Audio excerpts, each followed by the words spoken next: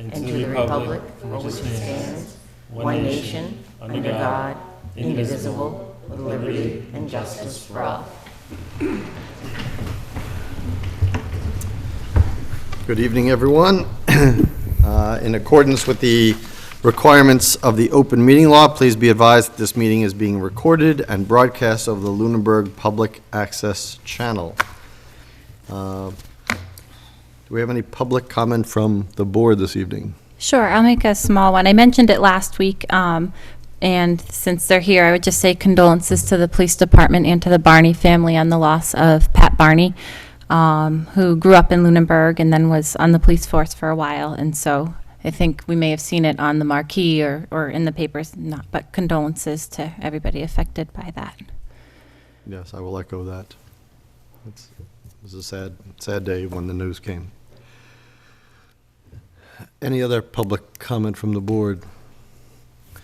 Okay, public comment from the public. Per our policy, speakers are asked to limit their comments to 3 minutes per speaker, except at the discretion of the chairperson. Is there any public comment from the public? If you are standing to entertain that, please. Wrong pocket. Okay. Good evening. Ron Dion, White Street.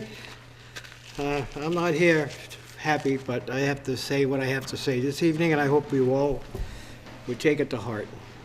About this, the three responses that happened 2 weeks ago at the very end of your meeting, I took offense to it because some of the stuff was said was incorrect, and I had to go prove it out. So I did. Okay, like I said, I don't like having to do stuff like this, especially to talk negative about somebody that works for the city, the town. But in reference to the roof, that the comment was made that the shingles were cracking. Folks, shingles don't crack. They curl, okay? So I did some more research, and I found out that the roof was installed 20 years ago. That's not even half the life of a normal roof. Not even half the life. So there's nothing wrong with that roof, except for the few shingles that are slid out. And I looked at the shingles, and I says, there's no nails. No wonder the thing slid out of there. There's no nails in it. There's supposed to be 4 nails per shingle. I know, I did roofing before. I know what it's like. Okay, so it just seemed ironic that comments like that were made when they shouldn't have been. You know. Okay, second thing, the mold. You talk about mold. I looked through the Vertex report again. No mention of mold in the building. No mention. You think that would be important for them to note if there was mold in the building? No mold. When I went through the building, I didn't see any mold. The only thing I saw was possibly at the staircase, at the entranceway to the building on the cement, there's a couple of black spots that resemble mold. But it's outside on the concrete if it is mold. I don't even know if it's mold. Could be paint. Who knows? Okay? That's point number 2. The third one is the bricks. Along the right-hand side, you know, he claims there's water infiltrating into the building in between the bricks because it looks like there's no mortar there. But there is, because I went and checked it. I brought a ruler with me. The front of the brick is about 6 inches or 8 inches long, but the side is 4. So I stuck my ruler in there, boom, stopped. I looked at it, 2 inches. There's only 2 inches missing, and it's 4 inches depth. So there's mortar in there. So I checked every single brick from the bottom to as high as I could reach. They're all no more than 2 inches in depth. So there's still mortar in between those bricks, so there's no way water can get in there. No way. Oh yeah, I hope that hope somebody puts a downspout on that thing pretty soon. And I understand it's on Mr. Walker. I spoke to him again today in reference to a couple of pumps. And he recommended, he said one pump was down. He said the other one, who knows how long it's going to last. So we recommended with the thing that's coming up later on for the money expense. I hope you look favorably on it and approve it. It's only $11,000. And it's going to button it up for the winter, at least, to save any possible infiltration of water. I asked them, I says, with the letter you submitted to the town manager, I said, was it your recommendation, or do you have a quote from somebody, a bid, that somebody went up there and looked on the roof? He said, no, it was a quote.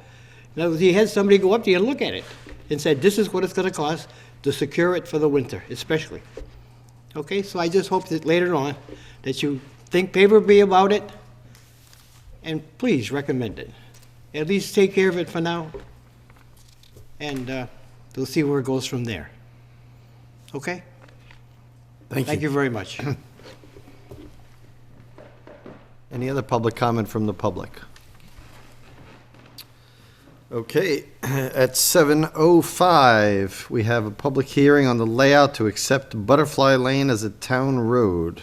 Well, actually, hold on, I'm sorry, before we get to that, announcements, I do have one announcement. That there will be a Lunenburg Community Blood Drive at St. Boniface Church, which is in the Church Hall at 817 Mass Avenue in Lunenburg on Saturday, November 2nd, 2019, from 9 a.m. to 2 p.m. You can call 1-800-RED Cross or visit redcrossblood.org to schedule an appointment. And of course, they are always looking for donations. Obviously, blood and plasma are a lifeline to a lot of people, especially in times of need. So again, Saturday, November 2nd at St. Boniface Church Hall from 9 a.m. to 2 p.m. to donate blood. Now, 7:05, the public hearing to accept Butterfly Lane as a town road.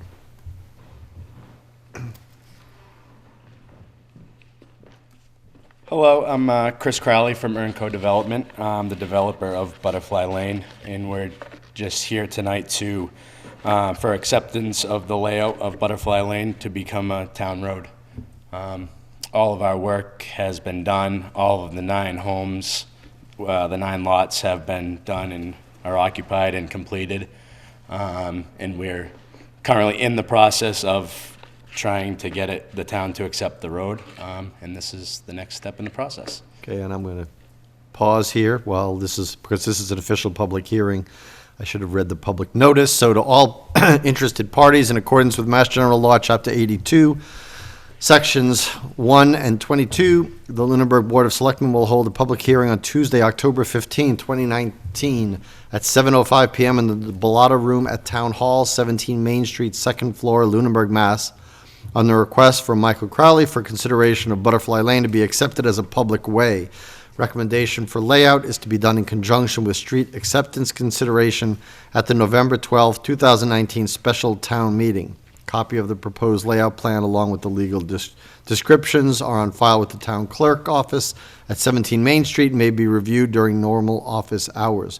The purpose of this meeting is to provide an opportunity for public comment. Anyone wishing to be heard should attend said meeting at the designated time and place. Comments and/or concerns regarding the above matter may also be directed to the Board of Selectmen's office at 978-582-4144 or at epeterson@lunenburgonline.com. Tom Alonso, Chairman, Board of Selectmen. Now we're official. All right.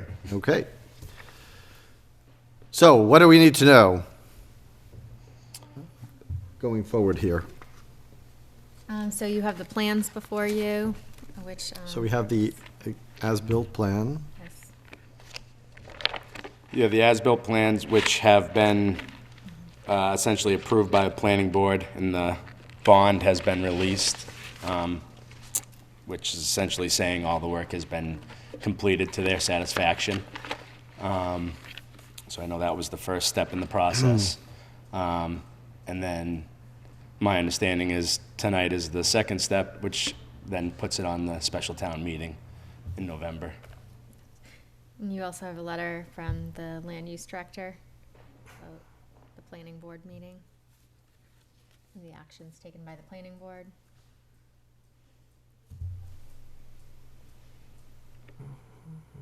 Which one, the acceptance plan? Is that what it's called? It's called PBRE Oh, Butterfly okay, there we Lane. go, thank you. So this all met with everything they had.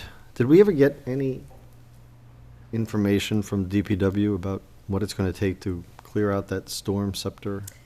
Yes, it gave me estimated cost. It's $300 an hour with a 4-hour minimum. How often? annually. So it's just 4 hours, just going to have to be cleaned should- out once a year? Right, and I think it took,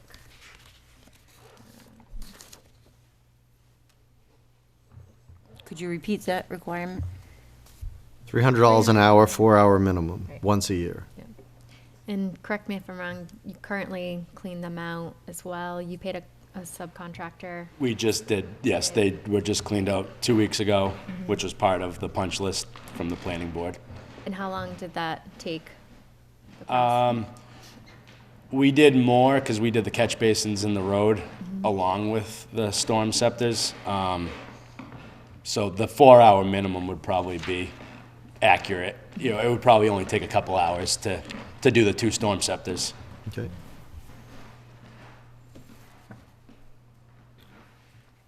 We have any questions from the board?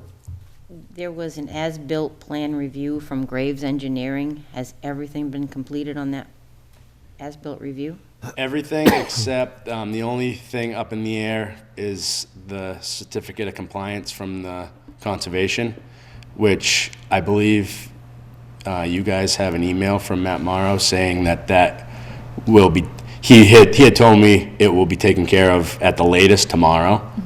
I know he sent that email out to you guys and I believe the planning board.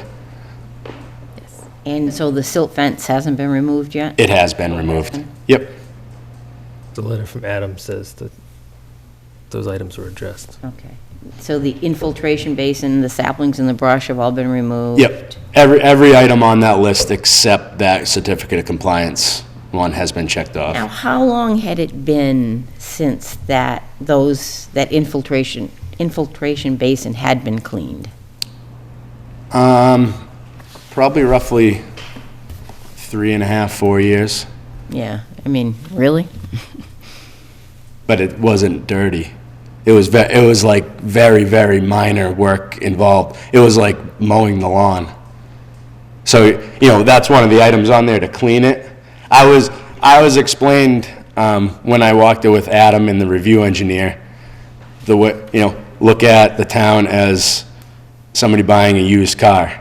They want it cleaned up. So the issue wasn't that it was overgrown and when it was bad. The issue was just make it perfect. And so that's what. But it was overgrown.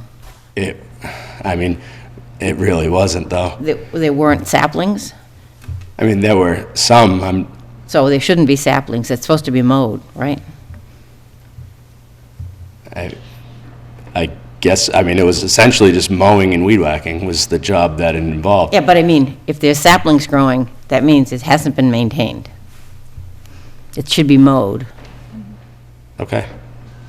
I suppose. All I could say is from experience, you know, seeing other ones, these were maintained when you compare them to other detention basins. Other poorly maintained detention basins? Yes. Great. Mr. Chair, I have a question for Heather. Yes. Are the article numbers locked in? I just No, wanted that's a to. later agenda.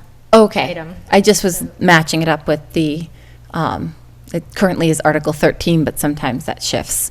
So what action do we take tonight, or is this just simply a public hearing? Or do we need to accept it prior to town meeting? I think you can vote to accept it. Your recommendation is going to be made at town meeting. It's going to be printed in the warrant, which would be discussed later this evening Okay. as well. But we don't need to formally vote to accept it. It's just a town meeting vote that actually makes it happen. Oh, we got a hand up. Mr. Bernie? The action you're taking tonight is separate from the article on town meeting. Okay. This is to lay out the road. So the planning board created the road through the right-of-way through the subdivision process. In order to lay it out as a public way, this body needs to vote to lay it out. And then the town meeting could still choose to accept it as a public way or not, but it would then be a public road after the layout. So we're accepting the layout? You're accepting the layout, but you're not accepting the road or responsibility for that. Only town meeting can do that. Okay, there you go. So the correct verbiage is lay it out as a public way. You would just make a motion to lay out to to lay out That Butterfly mean? Lane. What does that Means mean? you accept the meets and bounds as outlined on the subdivision plan. So the right-of-way is 50 feet wide, it has pavement of this much, it has the street trees, this is the layout of the road. And then You're if accepting Unitil that. wants to cut down the trees, we own some, right? I'm just kidding. Yeah, I believe that, well, they might actually be off the right-of-way, but they're Okay. street trees that were planted and But it required. becomes town property. Correct. So that's our role in it. Yes. Okay. No, I had an issue, because of the way it's a cul-de-sac. What do you do with the snow when you're plowing? Not being the DPW director or a plow operator, I couldn't speak to that. I Can you? We have Believe other, that- well, we have other roads, like believe autumn that, roads. yeah, generally they push it down one side, they go around the cul-de-sac and they push it back out and it pushes up onto the sides. Having lived on a dead end for over a decade, that just Dead gets end is pushed different, though. into our, oh, It's different. okay. Well, I mean, I have a cul-de-sac, and they just push it off into the driveways, and I wish they would switch the blade and push it into the center. They don't. Okay. I mean, I can answer that kind of, because I've done it for the last few years personally. And you just, our subdivision specifically, there's 2 driveways off of the cul-de-sac. So like you say, we do the best we can to not push it in those driveways and work it to the other sides. Is there a center island here? There or is it not. all? So it's just all paved? Yes. And what is the diameter? I can't, it's such a small, what's the Okay. diameter of the road?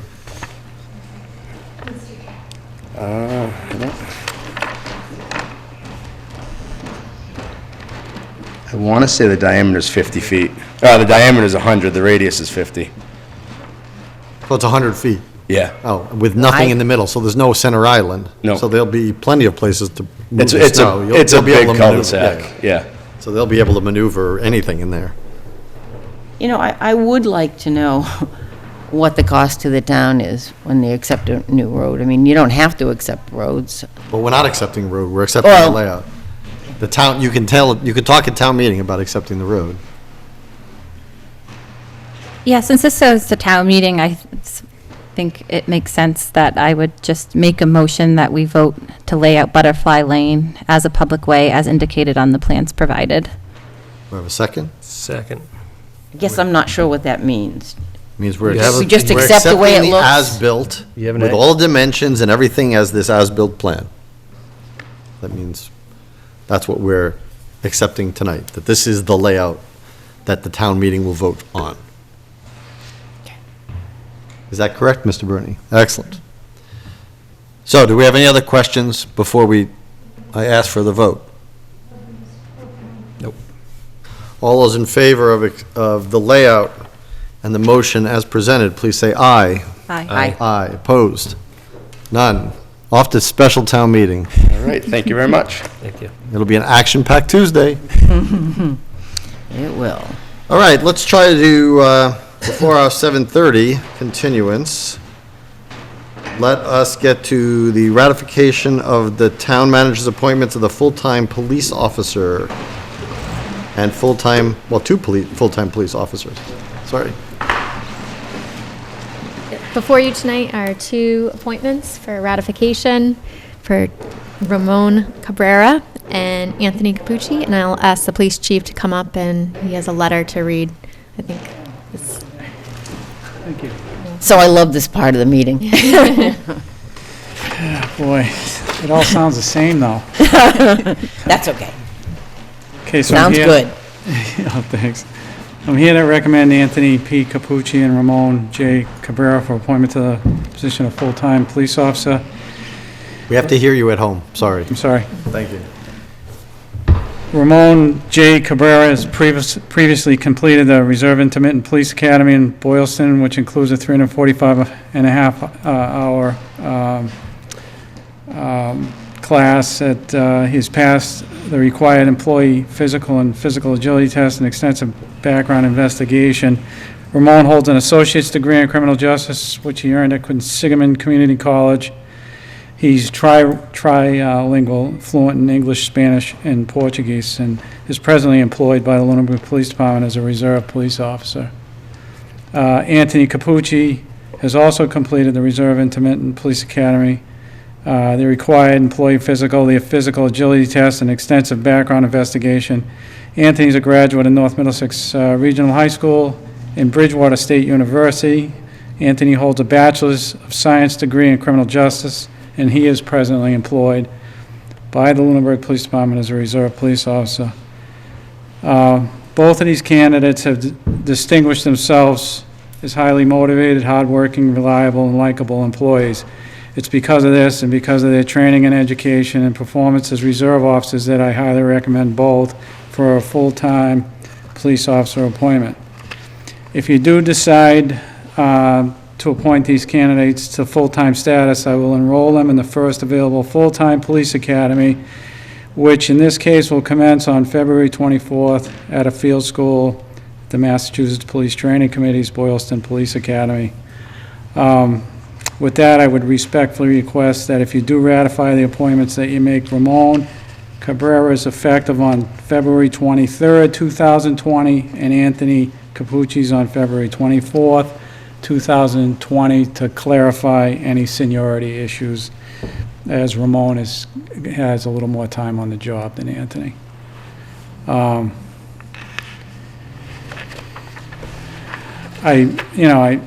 Both, as I said, both candidates have distinguished themselves as very likable.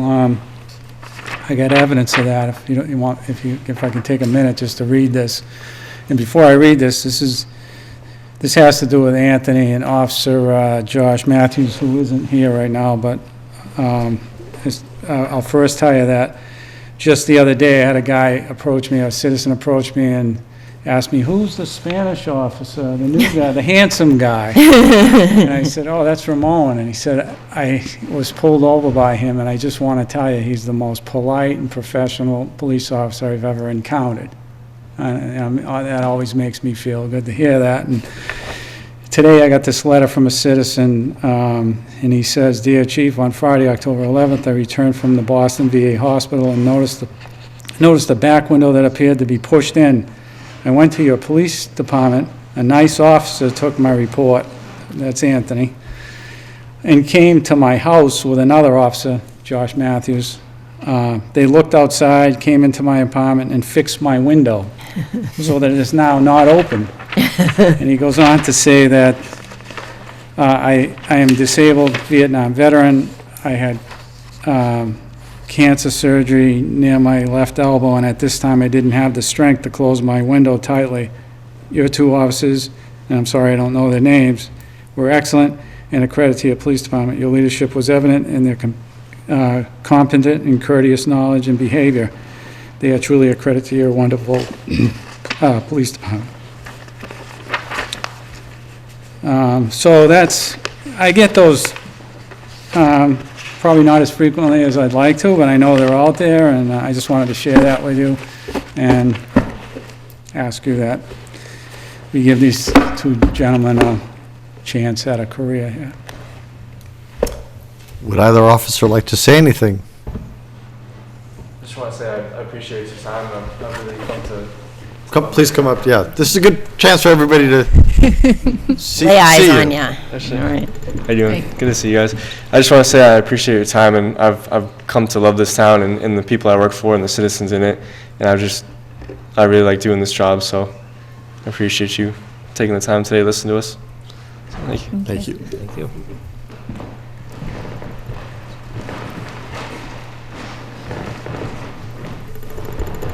Good evening.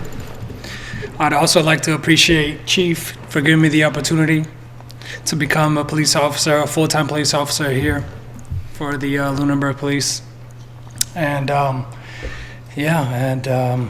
been working for this most of my life, and hopefully all that running at the gym will pay off at the full-time police, full-time academy. And thank you.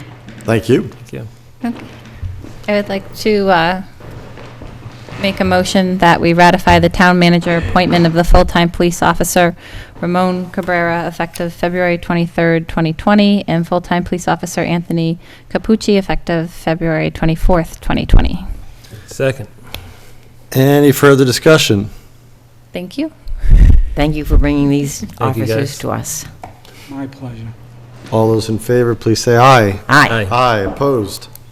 None. Congratulations to you both. Thank you, Chief, for bringing them forward. and we look forward to hearing about their graduation from the academy come February. As do I, or come probably June. Well, June, okay, starting in February. All right. Thank you very much. Thanks so much. Very much. Thank you, appreciate it. gentlemen. Thank you.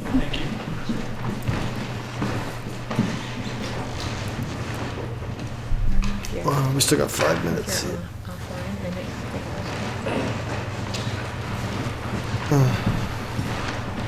I should also note that we've been told, for anybody in the audience at least, that our live feed through Comcast is not going through. It is being recorded, the meeting, but we're having problems being seen live on the air, so.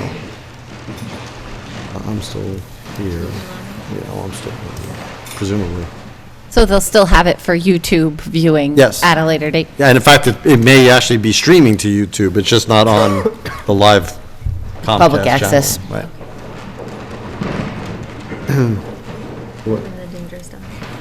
I know, but we don't, yeah, well,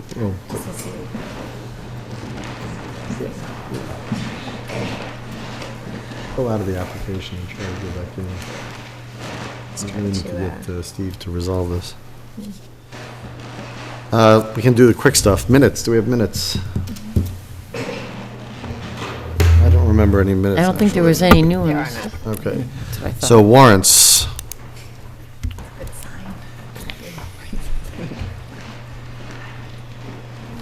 Accounts payable in the amount of $246,189.02. 2 cents. It makes all the difference. Payroll deductions in the amount of $565,812.47.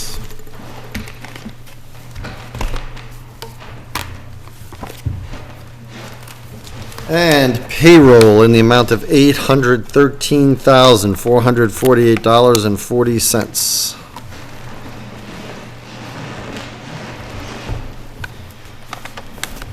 Couple signatures needed. This was something done Okay. for the traffic rules and regulations. So we need signatures for the stop signs that were added to our traffic rules and orders. We had a meeting about adding, looks like 1, 2, 3, 4, 5, 6, 7, 8, 9, 10, 11 stop signs that were not there previously that were brought to our attention. And we voted to accept, but we didn't have the paperwork. This is later on, the ban. Okay. Any action file issues?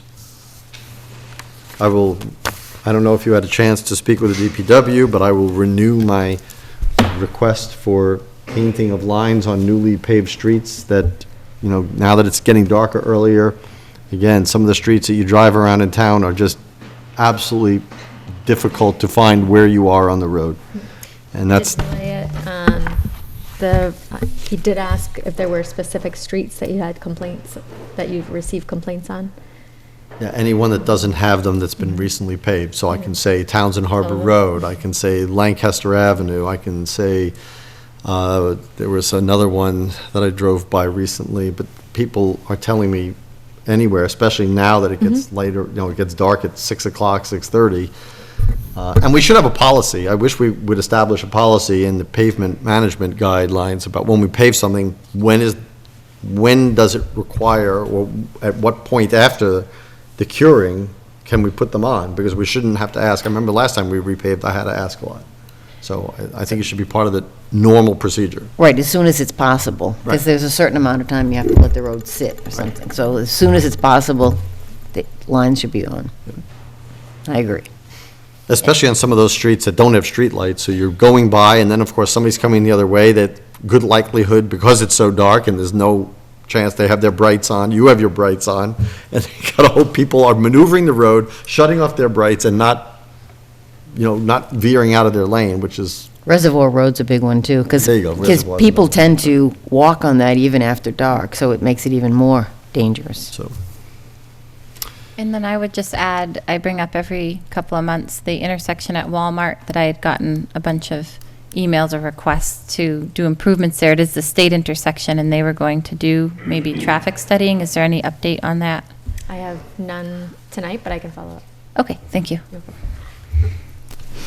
Okay, we are at 7:30, where we will reconvene for the continuation of the public hearing of the dangerous dog hearing that we started last week.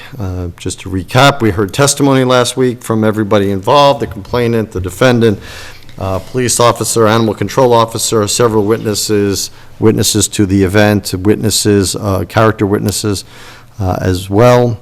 At the end of that, we closed that hearing of the public comment and the public testimony, and we did come to a determination as a board unanimously that we all deemed that the... 4-1. 4-1, sorry. I apologize. 4-1, that it was a dangerous dog, and the only thing that was left was the ruling about what to do. And this was continued because there was our summary document that detailed or outlined dog hearings did not include some of the specifics about what we couldn't do, specifically banishment. If when you have a dangerous dog, you cannot banish the dog. So the board was provided Chapter 140, Section 157, that has to do with nuisance or dangerous dogs and what actions can be taken. We have reviewed that, I'm assuming individually, and now we will open the hearing among the board to determine what our determination for the order is concerning the two dogs.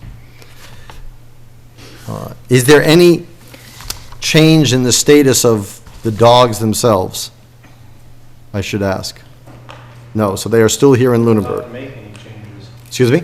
We were not allowed by you to make any changes. So I just wanted to make sure that they were still in your control, okay. So with that being said, I would open it up to the board, now that you've all seen what options we have available to us. I had emailed the town manager earlier today to ask what legal counsel's opinion was. I reviewed the situation with him. We discussed Mass General Law, and as outlined in Mass General Law, that would be your options. Of which there are 1, 2, 3, 4, 5, 7 options, of which we can determine one or more of these options.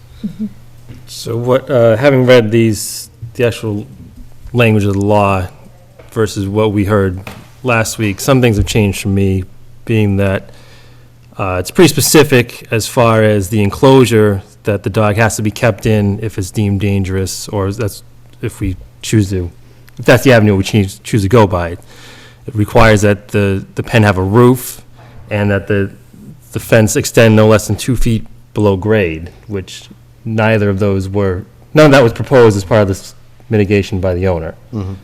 Also regarding the muzzle, that is an option, but it also is muzzled and tethered. It's not muzzled and allowed to run around a pen. So that was clarifying to me as well. Do we have the rules in our... Yes. Dog hearing procedure. Yeah. Dog hearing procedure 2019. Okay.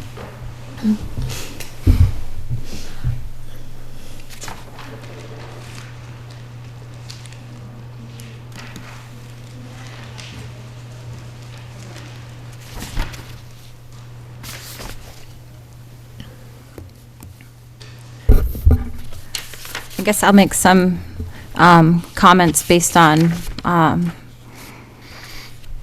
my thinking and research, and I spoke to the chief about this, but the animal control officer can correct me if I'm wrong. Currently, our bylaw as a non-kennel allows for 5 dogs. Okay. Our current bylaw for a homeowner, a resident who doesn't have a kennel license, can have up to 5 dogs. Well, he read our current town bylaws, and he said we need to update it because the state statute says 3. And our current town bylaws don't match the state statute, which would override our bylaw of 5. So through spring town meeting, we need to update our bylaw that doesn't match state statute. But now So state, if you are not a kennel, 3 is your max.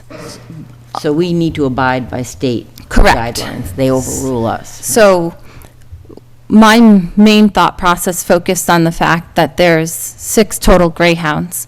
There's 2 that were deemed dangerous by the board, but that still leaves 4. So I think the final outcome, and we talked about this too, needs to include whether the dogs are kept or not, really extensive fence work, et cetera, for the dogs that remain. Yes. The 4 that remain have the same predisposition to be attracted to small prey that the 2 dangerous dogs have. So I feel like even if you exclude the 2 dangerous dogs from the scenario, you still are left with 4 that have the same predisposition. So the fencing and everything's not adequate for those dogs. I agree. And that led me, just knowing that we saw the pictures of the fence, they don't match what they should be. My thought process is, at the very basic level, I would revoke the kennel license. That puts them into being a normal residential property where 3 dogs are allowed. And so that's we have to make an outcome for the dangerous dogs, but I also would recommend that we revoke the kennel license on the property, which would mean that 3 dogs could reside there. If we revoke the kennel license, can we still insist on adequate fencing? Yes. Okay.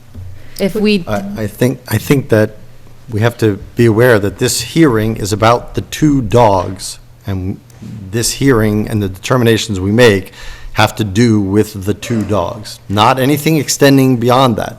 If we keep the dogs, we can tell them to get fencing. If we don't tell them to keep the dogs because we choose another more permanent option, then you can't tell them to that's do not the correct. The Board of Selectmen is among the group who can issue an inspection of a kennel. It's the animal control officer, the chief of police, and the Board of Selectmen. Okay. And so because this property is under a kennel license, we can recommend outcomes. I mean, we can revoke a liquor license. We can revoke a Yes, kennel but license that as has its well. own hearing. So I don't deny that we have the authority to I'm revoke. suggesting that as a part of this process, we begin the process, which I understand, of revoking the kennel license. And it starts with an inspection. I would say that the animal control officer has already inspected and at length described the inadequate fencing. I think we have pieces of that, and I do think we could put this on our agenda as a recommendation to proceed with revoking the kennel license. I see that as a necessary outcome here, because I feel like there's got to be consequences for a situation that involves a dangerous dog, and really, the failure was the fence. I mean, that's how this all happened, was dogs got out. And so that's, my mind went to this idea of when do you lose a license? And in this case, I think that that is one of the outcomes that I would feel comfortable with, is that this property would no longer have the right to be a kennel.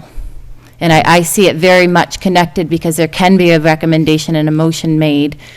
I think that in this, we include that we see fit to proceed with revoking the kennel license. I find I it, would disagree with that last part. So I think this has to have its own determination. You can certainly bring up for another agenda item for another day, the review of the kennel license. It's perfectly within our authority, but it cannot be tied to this determination of this case. So it can just be initiated as a separate issue. Right. And put on a future agenda. Because I do agree with taking that action.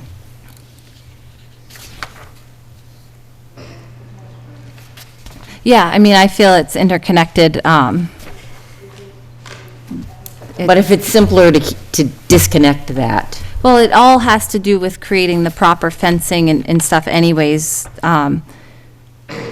If I may, if one of your conditions of the order was, it was subparagraph B in what, the summarized document, I mean, that talks about the enclosure, and being confined, that space. Option 2. Yes, so, and this one's. Okay. And interesting, like, there was some part in the chapter 174, chapter 140, section 174E, that spoke specifically about, like, the chain link fence and different things. I think that what really struck me when I thought about it after the fact is that it just wasn't ever set up correctly to begin with.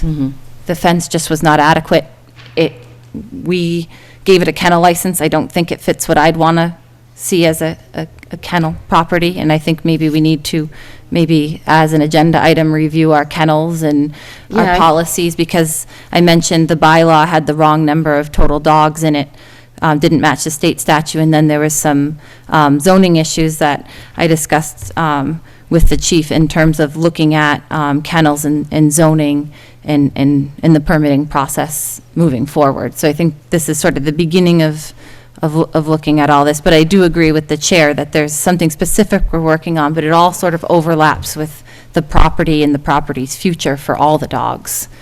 And I think a review of all kennel licenses is totally appropriate, especially since we understand now that it applies to any property with more than 3 dogs. We should find out how many properties have more than 3 dogs.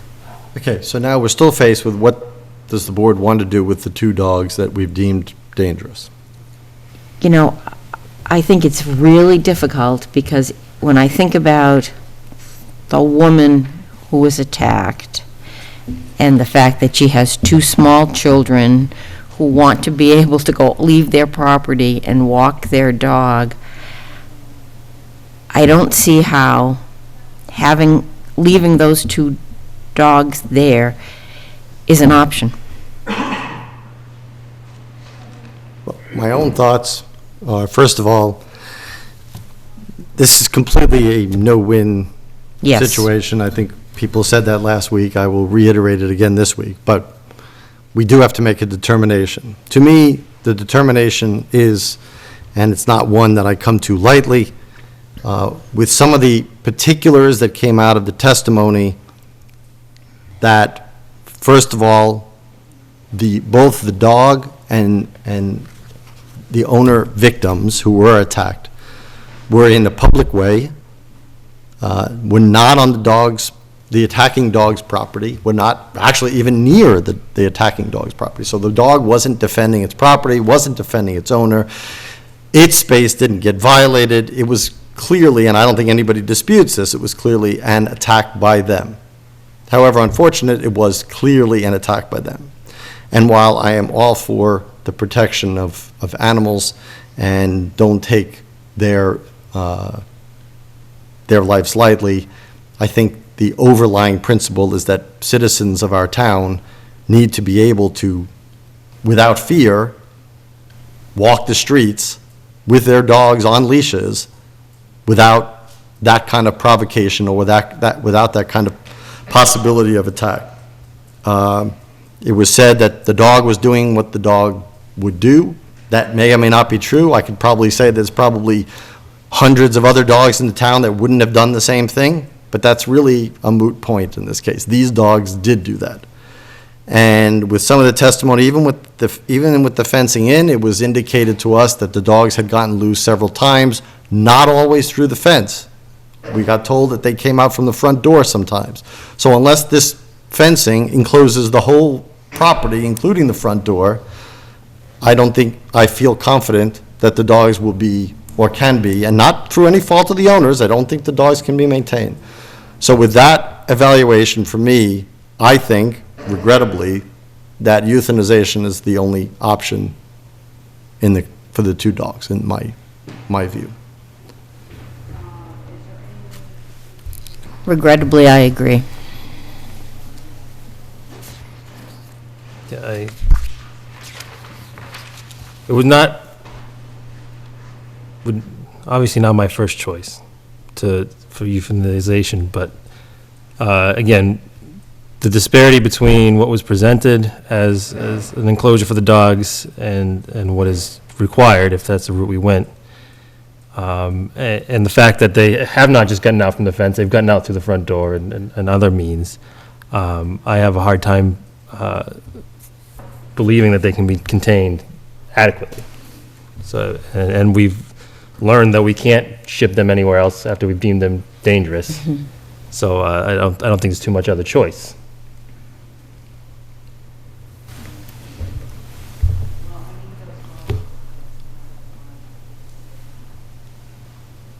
Well, I would entertain, if there's no other discussion, I will entertain a motion.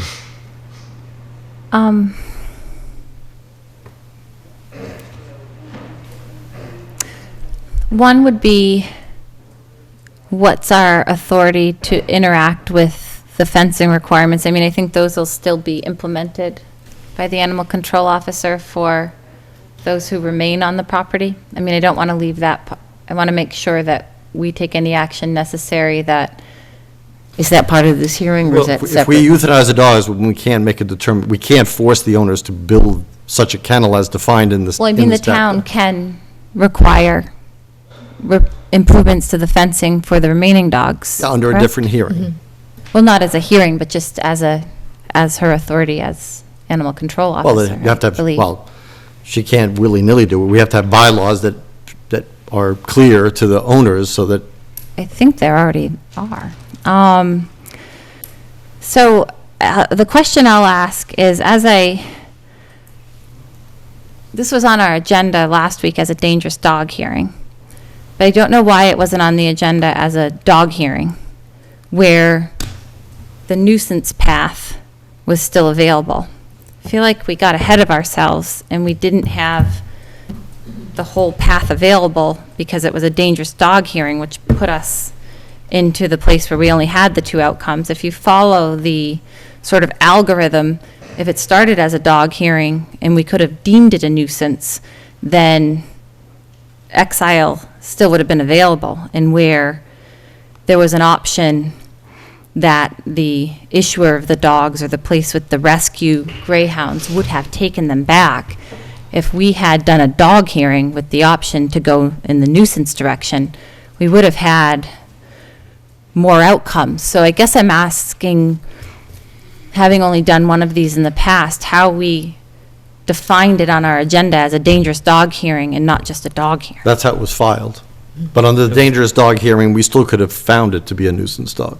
But it was deemed a dangerous dog hearing because that's how the complaint was filed. But we could have decided that it was a nuisance.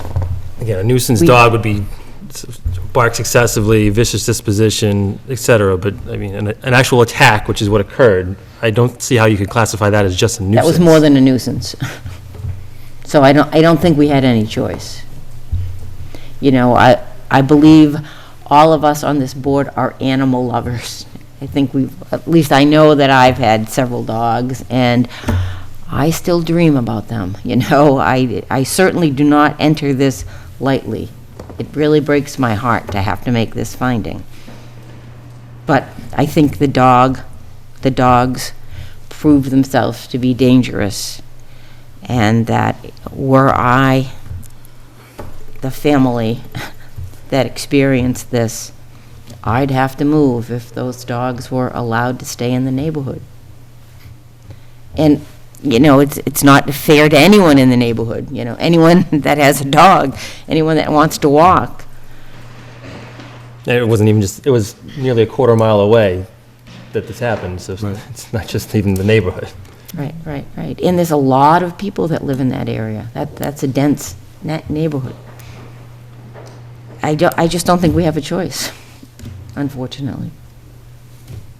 Yeah, I guess all my thoughts became more focused on the fact that there's other animals with potentially the same disposition, and that the safety component is involved in the property being a safe property for all the dogs. I agree with you entirely, and I think we should take action on that. Because they're the same type of dogs, they have the same predisposition. Right, so even with two dogs removed, I feel like there could be this, with the circumstances as they are now, with the fencing as they are now, There's certainly the potential. I feel like there's a potential there for this same outcome, so I have a hard time condemning two dogs that could have the same disposition of that breed, and Right, but this is not minority report, so we can't condemn the 4 dogs who didn't do anything. no, I know, I'm more thinking in the other direction of just how to make them all safe and Well- how to make the whole neighborhood safe from Yep. everyone on site. Well, I think having a separate hearing on the other issues that you raised is a good one, and I would probably, again, it's outside the scope of this hearing, but I would strongly encourage the owners to start taking precautions in that area exactly for that reason. So my thought process was, if they were no longer a kennel, they'd only be allowed 3 dogs. Yep. 3 would have to be removed, but not through euthanasia. Well, again, you keep muddling it. We have a hearing before us for 2 dogs. We have to make a determination tonight about what to do with those 2 dogs. We don't have to. We kicked the can from last week to this week. Well, so that's because technically, we didn't have the full authority. Sure, okay, I will grant you, we could certainly put on continue our it. agenda this property and deal with the kennel part of it. I just want to have a clear understanding, because if we remove their ability to be a kennel, they're only allowed to have 3 dogs by state statute. 3 have to be removed, and we know there's a place for the dogs to go. But they can't be moved. We already deemed them We dangerous. created a catch-22, but I'm just trying to think of an outcome that doesn't include death, but it's I just think we- brainstorming and We thinking. all would love that outcome, but it's not a possibility. I don't know if there's maybe a nuance in the situation where if they're no longer a kennel and they can only have 3, you solve the problem and you create a consequence without that path. But the And that's two- why I voted against deeming them dangerous last week, because the cart was before the horse. I think we created a situation where we couldn't look for an alternative outcome. But we are where we are. Well, first of all, I disagree that we created the determination. I think the moment those 2 dogs attacked the dog and the owner and some other, and her friend, during that, they created the incident. The okay? incident was Nobody created. else created the incident. That's what happened, and I think after hearing the testimony last week, there is no way I'm about to reconsider whether I think the dogs are dangerous, given what they've done. To me, they are clearly dangerous. I don't know anything about the other 4 dogs. The other 4 dogs are outside the scope of this hearing, and we can talk about how the dogs are kept in kennel licenses, and I think you bring up good ideas that we can revisit, but they're all outside the scope of this hearing and our determination. Okay, so I would, sort of my final thought would be, I think the poor fencing created the situation more than did the dogs. This was what is anticipated if they're loose, and so the poor fencing is where I became very fixated. It's sort of, I don't know. I was just trying to think of an outcome that had consequences and had a more thorough outcome, so that the property doesn't have this same potential where the other 4 could escape, et cetera. And then, I guess I was just hoping that if we said we're revoking their kennel license, they can only have 3 dogs, it makes the situation safer. If they only have 3 dogs, they don't need to comply with any fencing rules at all, so how's that any safer? I don't know. I think there's still things we can do with fencing and recommendations, and I'm sure they want better fencing based on what's happened anyways. I would hope so. Again, fencing that was proposed was a 5-foot high fence around the property. The pen area now is quite large. What's required is a kennel with a roof and the fence to extend 2 feet below grade. So, given the price that was presented for the 5-foot high fence, I can't imagine it's anywhere near a possibility for them to construct an enclosure to the degree that's required by the Well, law. I mean, that's not really something we can determine, that they can't do it. I'm just wondering if, what happens, and maybe Heather, you know, or the animal control officer, if we went down the path of saying you have to have the enclosed area, et cetera, maybe it's a $15,000 fencing project, I don't know. But what happens if we issue the property outcome and it can't be afforded? Then what does the owner do? Do they have to then choose to euthanize since they can't get rid of him? They can, I don't know, they we've can, never- they can put any of the dogs up for adoption that aren't Well, they can't if it's dangerous. dangerous. No, Well, but the 2 dangerous so dogs. this is my question. We can say euthanasia. Or we can say, you must do this to your property, the enclosed fence, et cetera. There's extreme cost to that. What happens if we picked that outcome and they can't complete it? Then they're not in compliance with the order, then we're back in the same position again. Well, we start finding them. No, I'm just wondering what happens. Do they have to choose euthanasia, or do they have to? I don't know, we've never gone down that road. I've never been Is involved it in in that. I didn't. No, you get can that start deep finding into them. it. If they're not in compliance with the order, you can find them. And there are several times you can find them up to a certain degree. Yep, the chapter 140, section 157A, non-compliance of dog owner. Owner or keeper of a dog who fails to comply with an order of a hearing authority or district court shall be punished for a first offense by a fine of not more than $500 or imprisonment, not more than 60 days in jail or house of correction, or both, for a second or subsequent offense by a fine of not more than $1,000 or imprisonment of not more than 90 days. And it's not even just the fence. Both the animal control officer and the police officer respond to the property, commented in the front door, and the likelihood of them getting out there as well.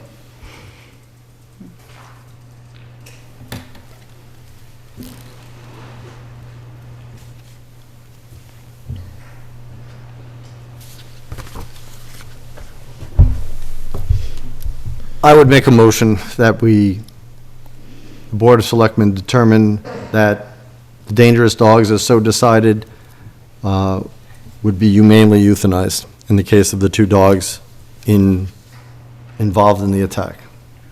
I would second that motion. Any further discussion? All those in favor, please say aye. Aye. Aye. Aye. Opposed? Nay. 3-1. The defendant should know that once a finding is made, there is an appeals procedure as set forth in Mass General Law, Chapter 140, Section 157, that within 10 days after an order is issued, the owner or keeper of the dog may bring a petition in district courts within the judicial district in which the order relative to the dogs in this case, was issued, or where the dogs are owned or kept, addressed to the justice of the court, praying that the order be reviewed by the court or magistrate of the court.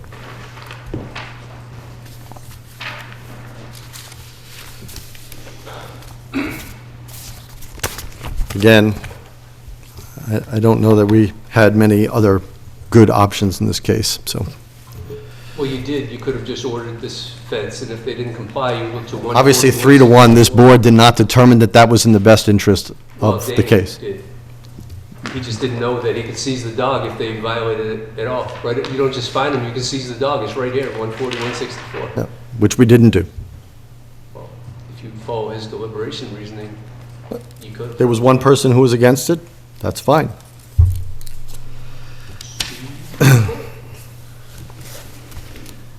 Okay, We'll see you all in court. Thank you for the hearing.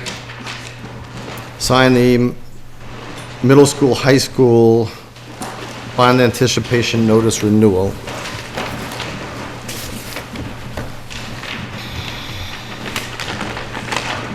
What are we signing here? This is the renewal of the ban for the middle school, high school project. What's the ban? Bond anticipation note. So Bond it's the- anticipation note. Yeah. Okay.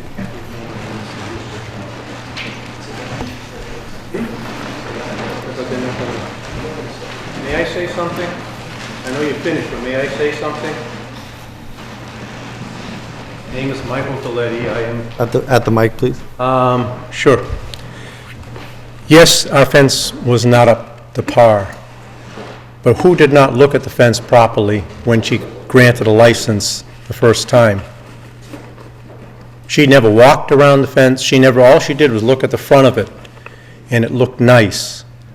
And truthfully, had she done what she should do, much of this might have been avoided. I had never had them climb over my fence, so we said most of the time they crawled under by the cute part that she saw, which had all bricks along the bottom, so they couldn't do that. She apparently is not really physically able to do that anymore. And you really ought to consider finding someone to do the job that she didn't do. That's all. Thank you.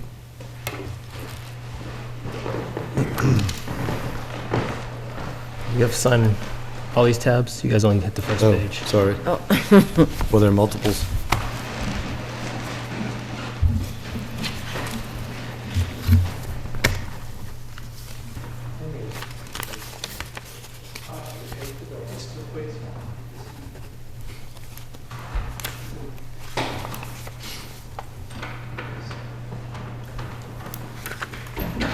Is that door closed? Did they close the door? Yeah, just. Yeah.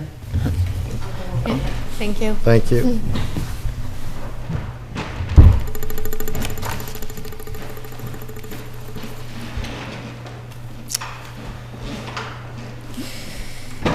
There is no town manager report, is that correct? Correct. All right. Committee reports? Anybody from the board have any committee reports? It's just that town clerk has set up the first meeting for the, I don't know if we have a better name for it yet, the Ritter Building Project Committee. Yeah, Fassios, sorry. To organize and pick, chairman and that such, tomorrow at 7 o'clock at the Ritter Building. I didn't get that notice, so I don't know. Building Design Committee, it's the TCP BDC. You can spell it out for me then. Did capital planning meet today? Or when do they meet? No, we're waiting till the end of the month. The department heads are filling out their reports. So the end of this month, they'll be meeting. And is it usually Tuesday? Yes, usually before this meeting. About 5? Yeah. And the end of the last meeting, last week of the month, you think? Should I Yeah. do it? When did you We'll tell have a them? date, yeah. We didn't set a date yet. Okay. To be determined. And do we know if they plan to record the TCP BDC meetings? I think that's the hope. I don't think we do it tomorrow night because we're not going to discuss any business, really, just a schedule and An organization. Organization. But again, on behalf of this board, as our member, please, Right, yeah. I strongly urge that all be recorded. right. I think so. More information, the better. Right. And transparent. in those cases, I would also say, in those cases where PAC may not be able to because of personnel or anything, that they at least provide audio recordings. So if somebody has a personal audio recorder that they can bring to record them and at least make audio available, that would also be very advantageous. And you could just set up a camera, right, to sort of, Well, again, if a camera for some reason, the audio recorders, even your phone can audio record. So there's no reason not to have some kind of live recording of the meeting. I'll work on my camera skills. right. There you go. Okay, report from the town on old business. Report from the town manager on the ballot question of annual town meeting this past May. Yes.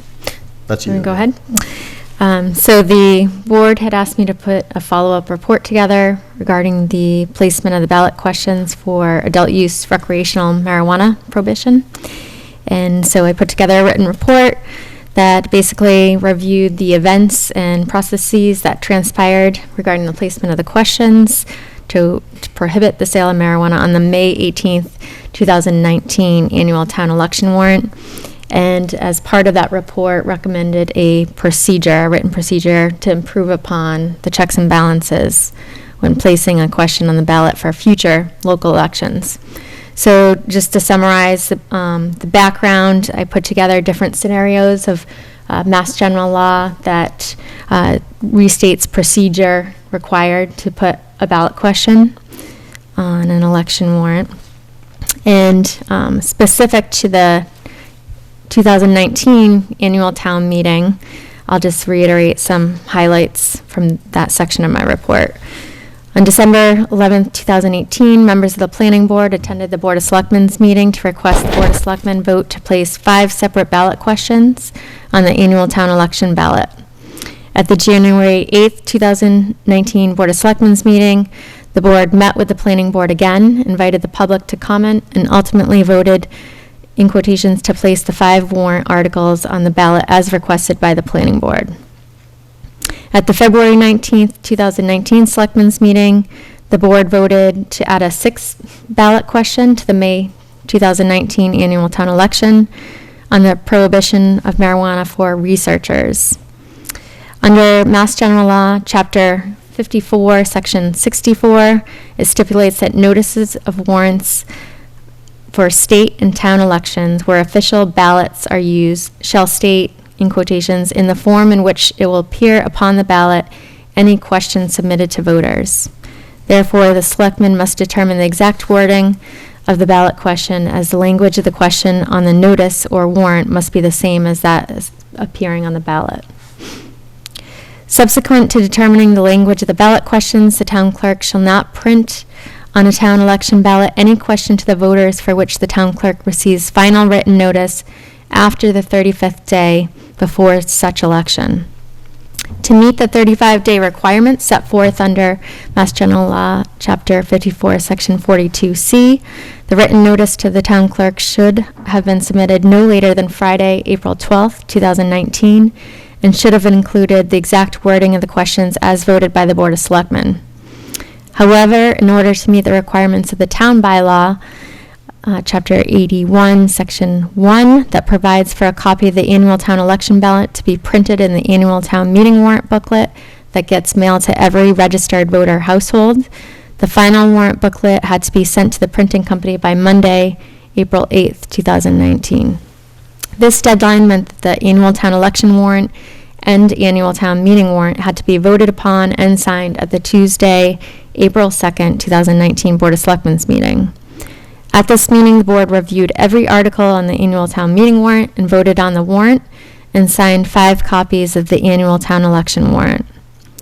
Mass General Law, Chapter 54, Section 42C, does not identify a process or party that provides that notice to the town clerk, but as a matter of practice, in Lunenburg, it would have been the responsibility of the town manager or his or her designee. So in the case of the 6 ballot questions that were approved by the Board of Selectmen to be placed on the May 18th, 2019 annual town election ballot, I erred by failing to provide this written notification that should have included the exact wording of the 6 ballot questions.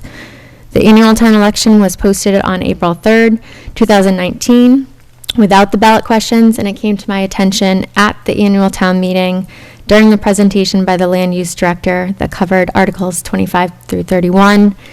And at that point, the town clerk had announced that there were no prohibition questions on the town election ballot.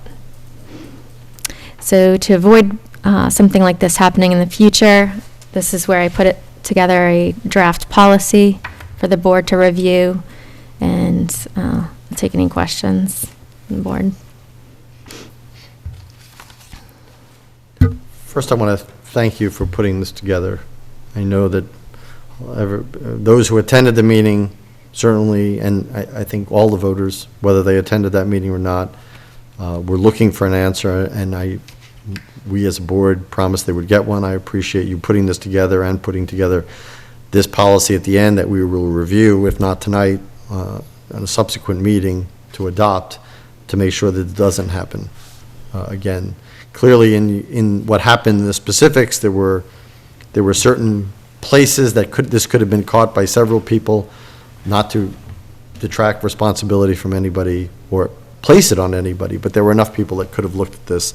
And I think in the policy, I think we can go far to do that.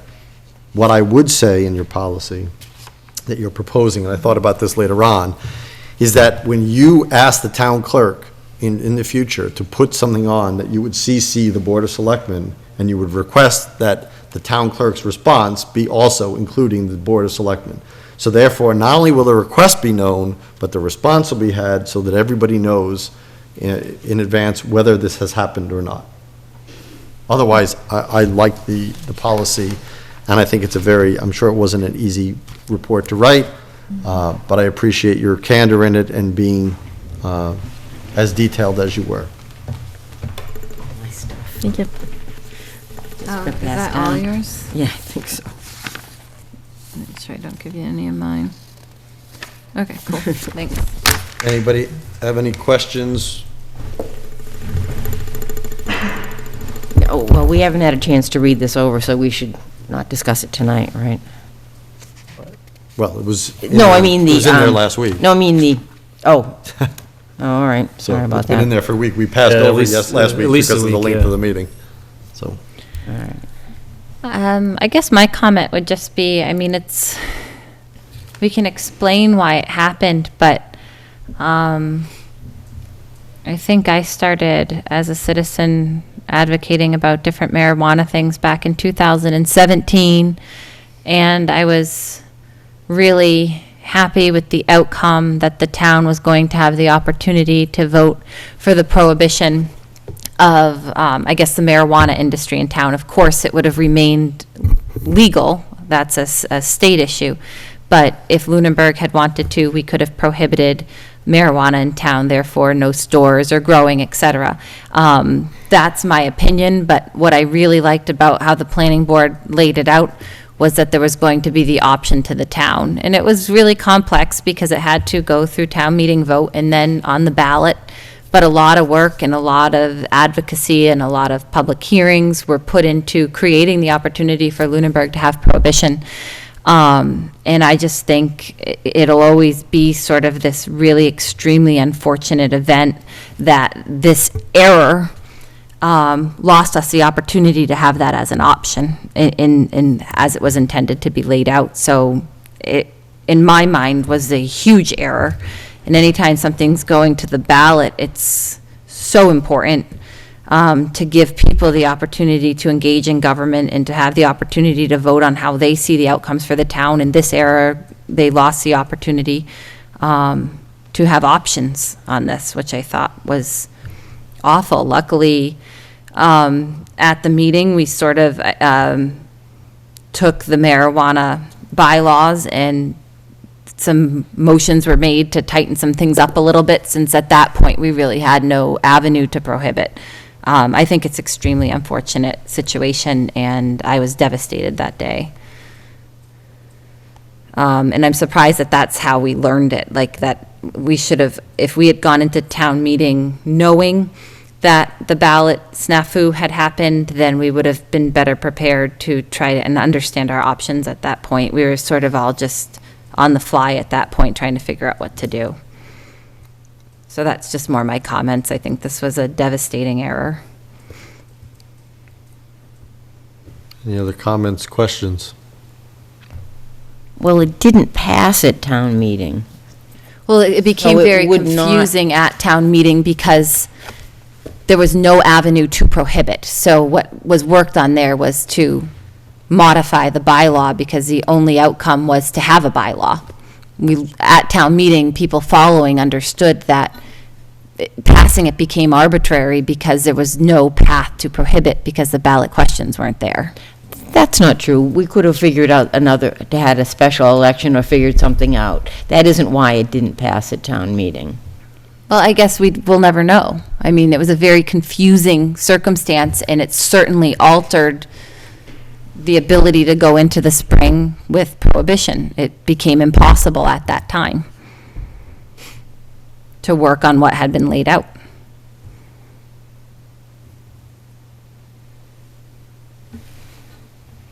That's just a fact.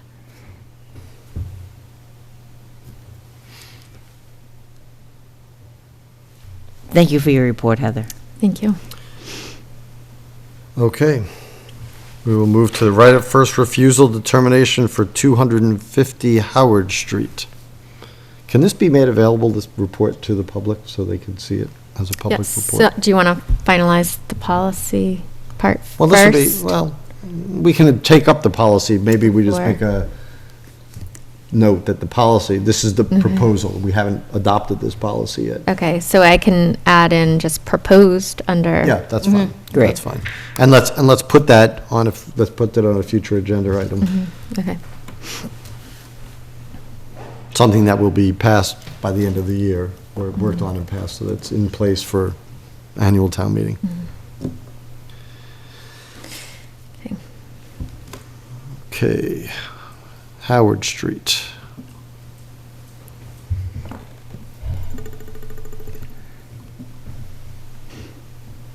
I don't see anything in our Google Drive about Howard Street, so. So let me look to see if it's,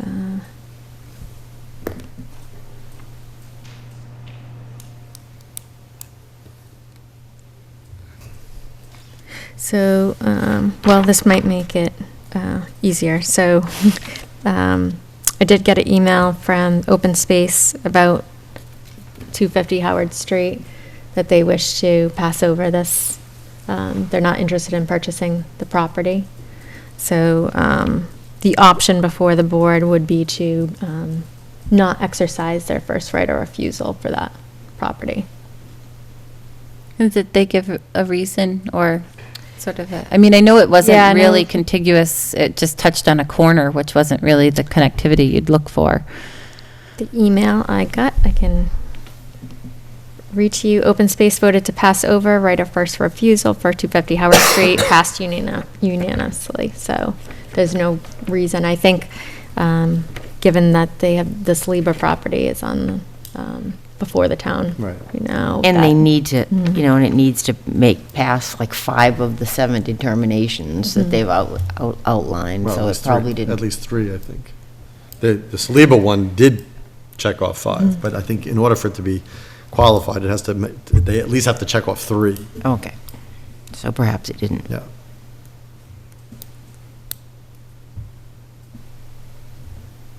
So what is the board's pleasure on this? Would you?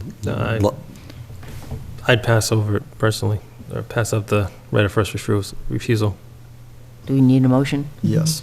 Okay, I make a motion that we pass over the right of first refusal determination for 250 Howard Street. Second. Any further discussion? All those in favor, please say aye. Aye. Aye. Opposed? Passes unanimously. Okay, vote on recommendations for articles at the special town meeting. So, has the new draft document in here?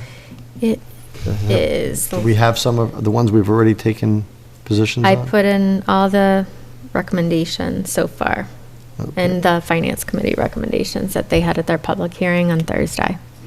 Okay.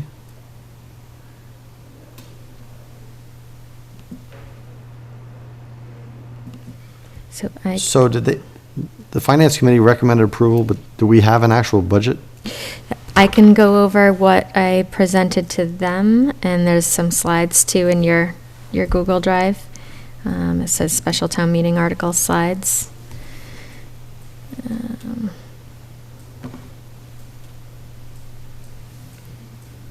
Because if we have numbers, special town meeting slides, all right. So if you go to, keep going down. This is Article A, fiscal 20 budget adjustments. Yeah. So Page 5 of 36, is that the one? mine doesn't show, yes, page 5.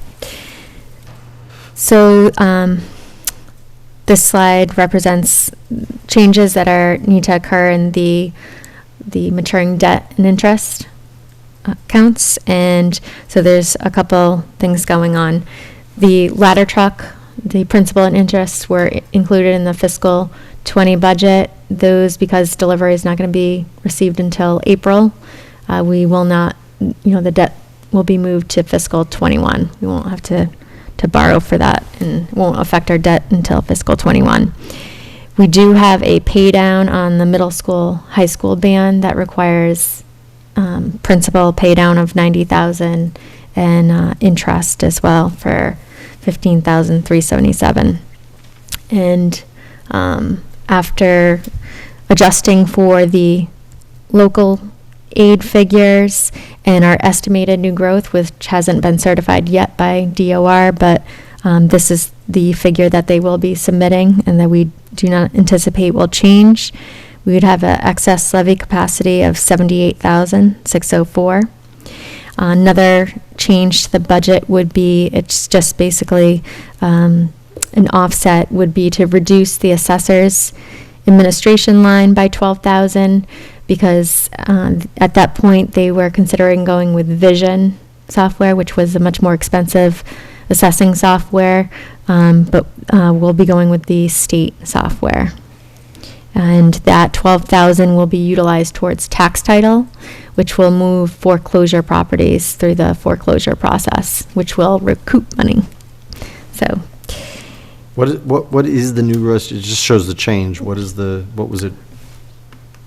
It What was it was estimated at being? 356 around there. Okay, so Instead we're of at- 375, it was a decrease of Okay, so 18,375. it was, we voted it in at 375. Yep, that was the estimate used at town meeting. Gotcha, okay. So So if those are the actual numbers, then, I don't know about the rest of the board, then I can vote on this. Same.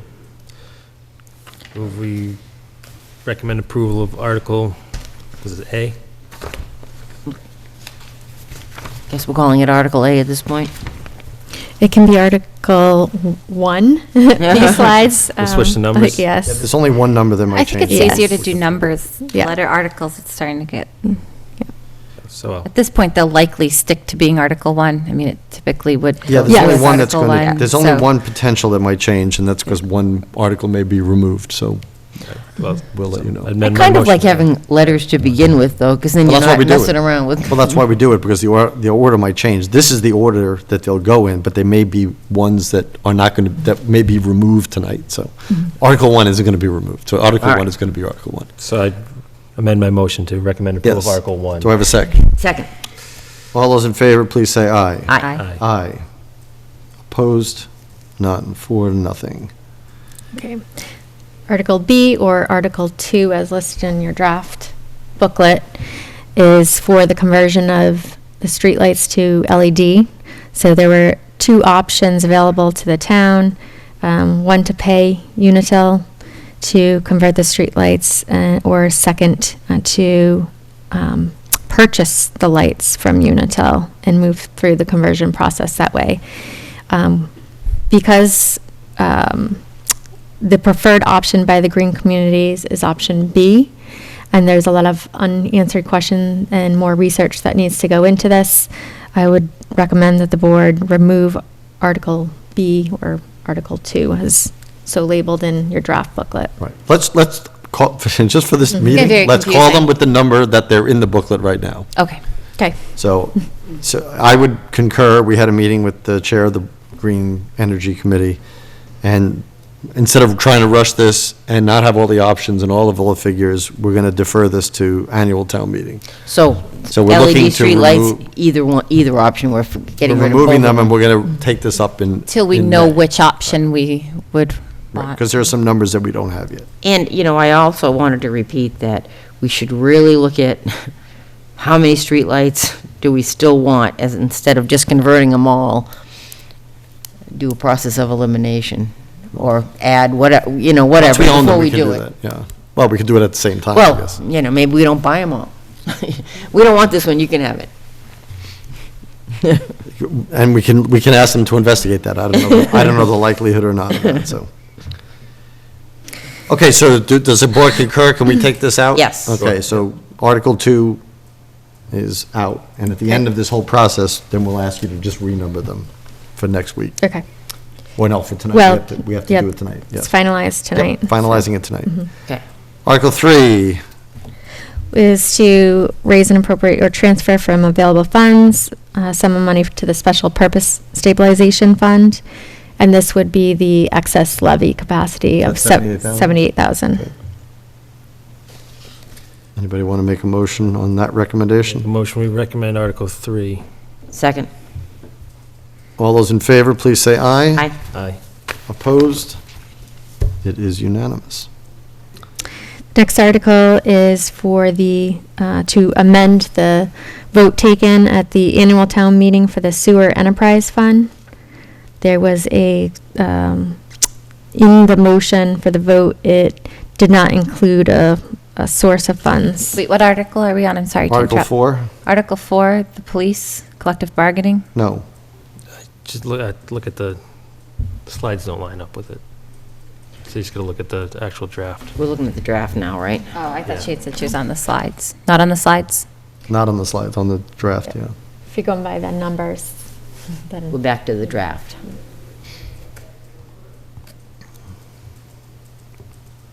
So what was left out?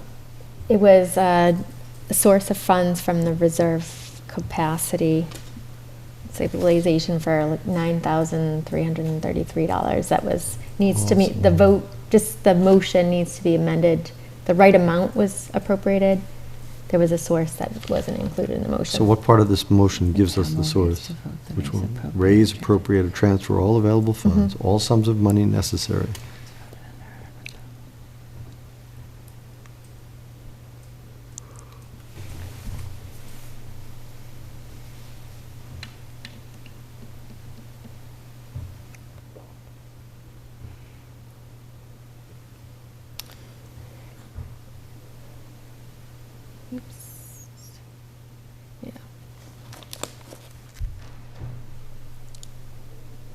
It was from the reserve capacity. Right, but this article doesn't mention anything about reserve capacity, I guess. It doesn't need to. It's just re-voting the motion, and the source is from, would be a transfer. What was wrong with the original vote? Didn't include a transfer. Left out what transfer? Yeah, so the motion at the meeting, you need to spell out that $9,993, the appropriation request was come from the Reserve Capacity Stabilization Fund. So it's to transfer those monies into the from fiscal 19, that were collected in fiscal 19 to the 20 budget. It's a correction. Why doesn't the article just say the amount so people have a better understanding of what it's asking for? It just seems super vague. I'm usually pretty good at the details of this, but I have to say, I'm a little bit lost because I don't understand. There was no discussion. If you want to defer it to town meeting when you hear from the sewer sewer commission, that would be fine as well.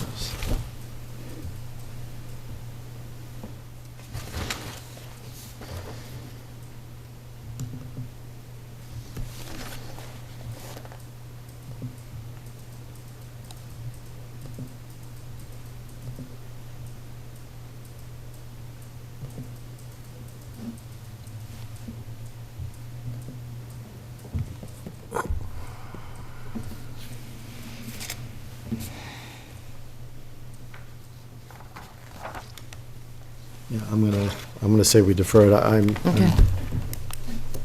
I'd be for deferring it, just so we can hear. I agree.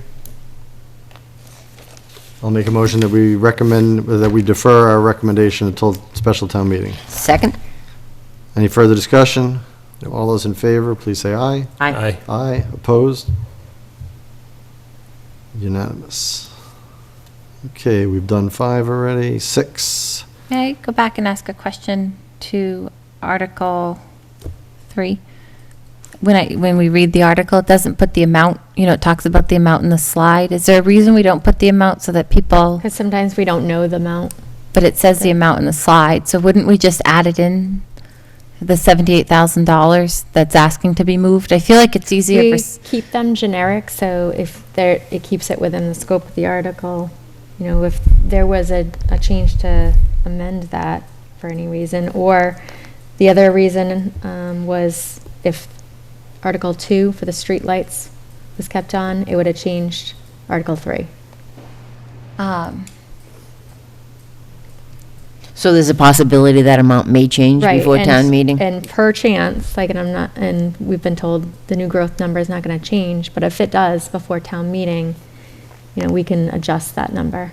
could you put the amount, say, subject to alterations in new growth? I feel like it's strange to read articles about transferring money without giving amounts. The motion will read the Right, amount. the actual motion at the meeting will have it. But if we print it in it, then we can't go above it. You can go down, but it can't go above. Yeah, I just thought it'd be nice when the warrants go out for people to see estimated sums or sort of some context to it, because they all just say, vote to transfer and move around a sum, and it would be nice for people to see what a sum is, even if it's an estimated sum of $78,000, subject to final new growth numbers. I think you could put more context and still say subject to change Well, it down. but the warrant is a legal document, so even though I know what your intention is, you have to be careful about what you're allowed to do. And Are how we that, not allowed to put an estimated amount? if you put an estimated amount in, you can't make it larger. That means you can't go above amount printed if you print an amount. According to, Law. even if you note in there that it's subject to change? Right. Because these articles just all read the same, transfer sum of Not money. all of them. Some of them have actual money. I mean, Article 5 has an actual number. Well, I'm talking about 3. Yeah, Just I mean- that the slide has the detail, but then the article just says to transfer money. Yeah, and It's that's, just a question. I think Sure. the more information you can put, the more people can be informed. We criticize people for being uninformed or coming to town meeting with questions and seeming confused, but then we don't shower them with data ahead of time. Well, because the data is always flexible, and it's always a live thing, and especially with stabilization funds, which is kind of usually where the last resort that you put money in or take money I from. understand. I'm not trying to debate. I'm just trying to make a more well-informed public showing up, because I've even been at meetings where I've been criticized for interacting with information. And if we don't put it out there, then they can't pre-interact. So we have to be more flexible with their questions at town meeting. So Article 6 is the collective bargaining, so did you vote? we didn't vote on it, Oh, so you did, because sorry. we don't five have, voted. a contract, right? No, I'm talking about, Yeah, we deferred on 4. correct, so So 6 you'll be deferring will on, be deferring unless anybody, we can make it a motion. I'll move that we defer on Article 6, which is the police officers' collective bargaining agreement. Second? Any further discussion? All those in favor, please say aye. Aye. Aye. Opposed? None. Okay, 7 we voted on, 8 we voted on, 9 we didn't. okay, before you go that far, there were 2 that weren't included in the draft warrant that were removed, the 635 Mass Ave. So you have to vote to remove those from the Oh, okay. warrant. They've already been removed from that draft. So 635 Mass Ave for the purchase of the land in front of the public safety building. We will not be ready to present that for special town meetings. We'd like to defer that to annual town meeting, So we're just going to remove it from the. remove from the Let's take them warrant. one at a time. So to remove 635? The 635? 630, the article is regarding 635 Mass Ave. Right, okay. Yeah. So I would entertain a motion that we remove So moved. So moved. that article. Okay, Second. all those in favor? Aye. Please say aye. Aye. Aye. Opposed? Aye. And the other article was the one you previously discussed earlier for 250 Howard Street, to remove that. Okay. Make a motion, we remove the article for 250 Howard Street. Second? Any further discussion? All those in favor, please say aye. Aye. Aye. Aye. Opposed? Aye, I'm like on a delay here. So I'm aye for that, too. All right, Now we're back on track. all right, so 7, Article 7 in the draft, we voted on. 8, we voted on. 9 is the sewer service, and until I hear from the sewer commission and see the map, I think we should defer. I make a agree. motion, we defer Article 9, the sewer service zone article, until second? presentation. Second. Any further discussion? All those in favor, please say aye. Aye. Aye. Opposed? None. 10 we voted on. 11 we voted on. 12. Big 12. Scrolly, scrolly, scrolly. All right. We voted on And you voted on the last 2 as well, so.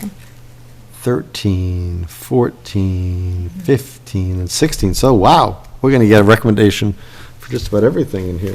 Very few deferrals. That's good. Right. Any questions about special town meeting before we move on? So we have to vote. I will put together all the final recommendations that will be printed. Do you have to sign, unless you want to come in tomorrow at the end of the day to sign? We'll sign now. And you're going to renumber everything? Yep, shift everything renumber. up. Yep, By so one there'll number. be 15 When does it have to be signed by? tonight. Or the end of the day tomorrow. You want to make a special trip? Okay. I would like to, read what it actually looks like before I sign it. So, what time are we able to sign until tomorrow? By 4 o'clock. 4 o'clock? And can you email a can copy email of final the version. final version? Okay, thank you. Send it out to all of us. Yes. Thanks. And will it be up with Elaine? Yes.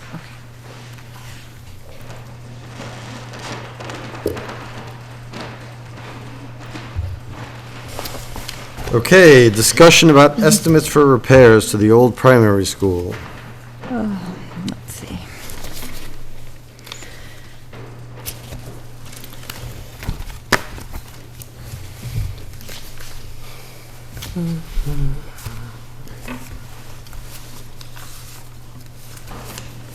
All right, so this was added back onto the agenda from a previous meeting, after a discussion about the structural integrity of the roof.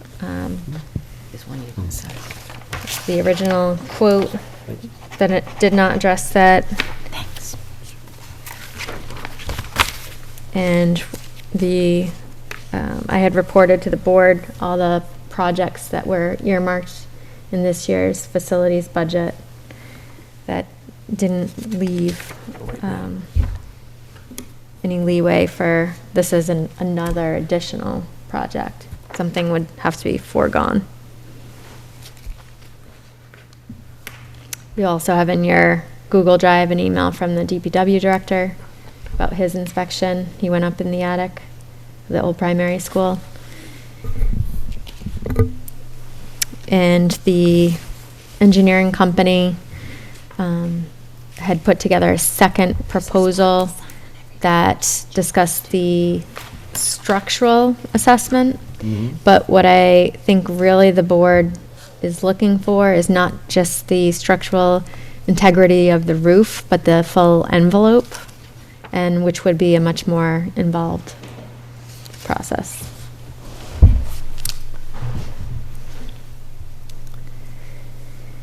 Okay, so one of the things that was brought to my attention when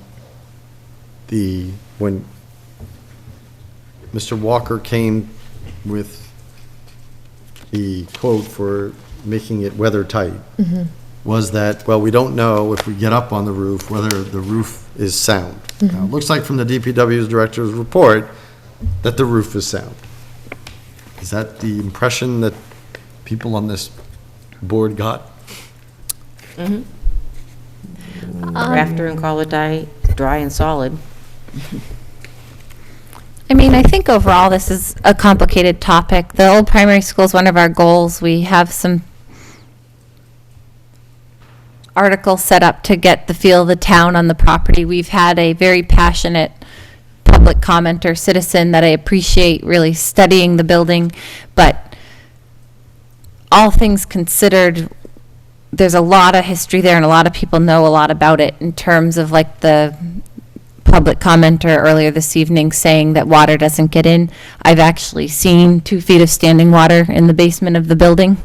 So water does get in, and people who take care of that building know, and they have pumped it out. So whether it gets in through the crack in the brick or not, standing water does gather in the basement, which is basically the first floor of that building. So I think we have to definitely make sure we take information from Public Works. They've taken care of it. There's a lot of severe needs of that building. Whether we fixate on the roof or the fact that the first floor / basement fills with water, I don't want to necessarily, I think we need to look at the big picture with the building and stay focused on collecting the overall vision of what should happen. I don't mind doing small repairs to make it safe especially. I had voted in favor of that, but in terms of like hyper-focusing on the quality of the roof, there's so much to talk about there. And saying, again, referring to the speaker earlier, that there's no mold. We haven't had the hazardous materials assessment. We haven't had it assessed for things like that. So we can't say there is or isn't mold. And so just as an entire building, I feel like we've just got to come up with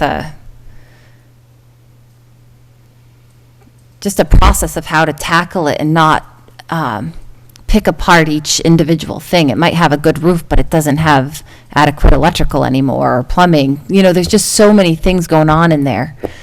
Right, but the APDC has come to us through Kit Walker, who's the maintenance.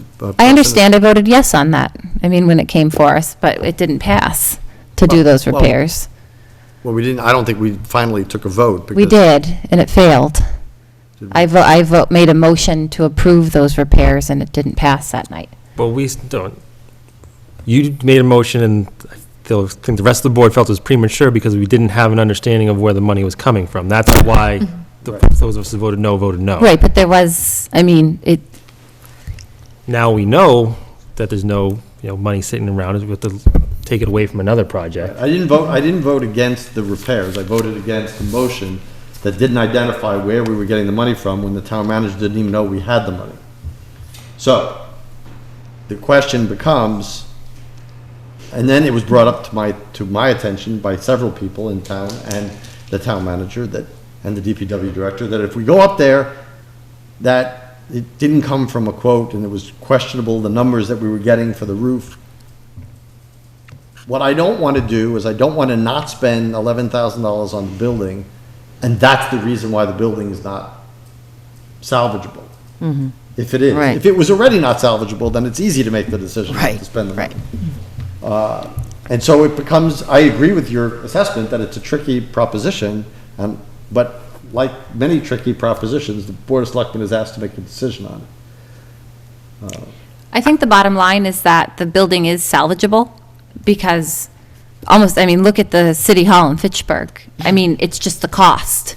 And, I mean, personally, I don't think we need it as a municipal building.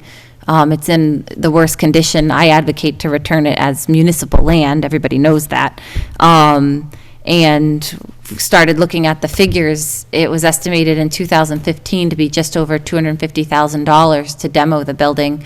And I think the increased number of 4%, I mean, it went up a little bit from 2015 to now. And then the Vertex numbers, you're approaching, the million, it was like 1.8 million or something to repair it for the Vertex recommendations to be just exactly what it is now, basically an empty school. So I think, is it salvageable? Yes, but I think we just need to collect the vision of whether or not we want to salvage it. But the reason I voted yes on those minimal repairs was I felt like a lot of them felt like safety features, and I don't want to have a vacant building that's dangerous. But Well, that quote that was put before us included making it so that. which is why I voted yes for it, even though ultimately I would prefer to see probably it demoed and be just a park. For me, the town seems reluctant to demolish the building. They've been asked several times and have said no each time. So I think, can I not be interrupted? They haven't been asked to Can I not be demolish interrupted? multiple times, though. So I just want to make sure we're Can I not be using interrupted for factual once? information. Thank you. The town is reluctant to demo the building, so I think $11,000 to seal it up is what we owe the town. I mean, if we just don't do anything, we're going to have to demolish it because we've taken such poor care of it, and we continue to take such poor care of it. I mean, not necessarily me and you, but the town. So I think that we need to spend the money until the town tells us that they are ready to demolish it. Well, to do something with it. They've denied almost every action on it, so. Right. Reluctant to approve anything. Right. So I think we can't continue to just leave it. I think $11,000 is not that much money, and they've got quotes, and we can get it done. Yeah, and we have to do it before the winter. If we're Right. going to do it, it has to be done before the winter, or it's. And Mr. Chair, if I may, the town, as far as I can know, has not been asked several times to demolish the building. There's been 3 land conveyance articles attached to that property that have been denied, and then there was 1 citizen petition that looked to demolish it to create a park that did not pass. Other than that, there was no demolition articles or demolition attempts on that property to date. Well, there was one demolition article, and I just said that, a citizen petition. I'm Yep. just summing it up, yeah. And 3 conveyances along with other buildings, yes, I agree. And all of them have, well, the town has consistently voted for the status quo, which leaves us in the same position that we've been in. So we're trying to But find a way out. the town hasn't offered the demolition of that property ever, because it was a citizen petition. They were So offered, the town, however it got there, they were offered. the Board of Selectmen has never issued an article to offer the demolition of that property Right. or the We're funds trying- The town meeting was offered the option. through a citizen petition. Doesn't Yeah. matter how it got there. The I article- think it matters because it's our goal to do something about it, and we've never offered our outcomes We offered demolition. the solutions that we offered, be it lease or sale, because we were trying to avoid a $500,000 demolition cost. It was quoted about $250,000 in the TAPE. It was. Okay, not the number I'm It's in the remembering. slides Heather just sent us in an email. At any What rate, was we the were figure, trying to Heather? avoid I'd have the to- cost of demolition. That's why we brought forward what we brought forward. So now, I mean, again, we're working on it as a goal this year. Certainly, we can bring forward. And that's our next meeting, next week's meeting is that, so. Right, but at any rate, I can get behind the $11,000, but I want to make abundantly clear that this does nothing for fixing up the building, and Yes, all right, it does right. is keep a little bit of water getting out. Right. I want it to be shown that we are addressing what the APDC has asked us to address as a separate body that the town meeting approved the creation of, and they are exercising that authority, and without good reason not to do it, I am inclined to go with it to at least the prevent last further slide. decay.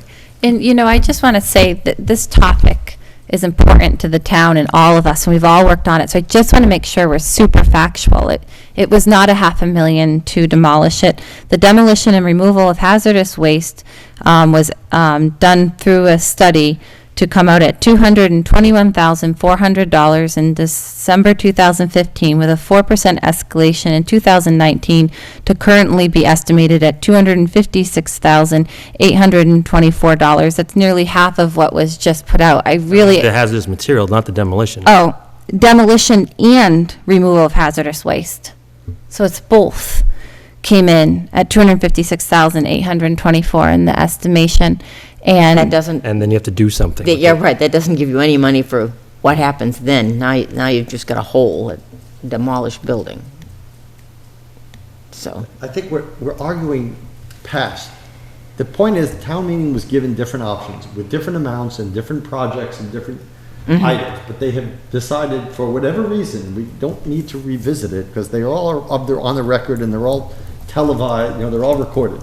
The point is that nothing was voted to move it out of where it is for whatever reason. I'm not attributing reasons, I'm not doing anything.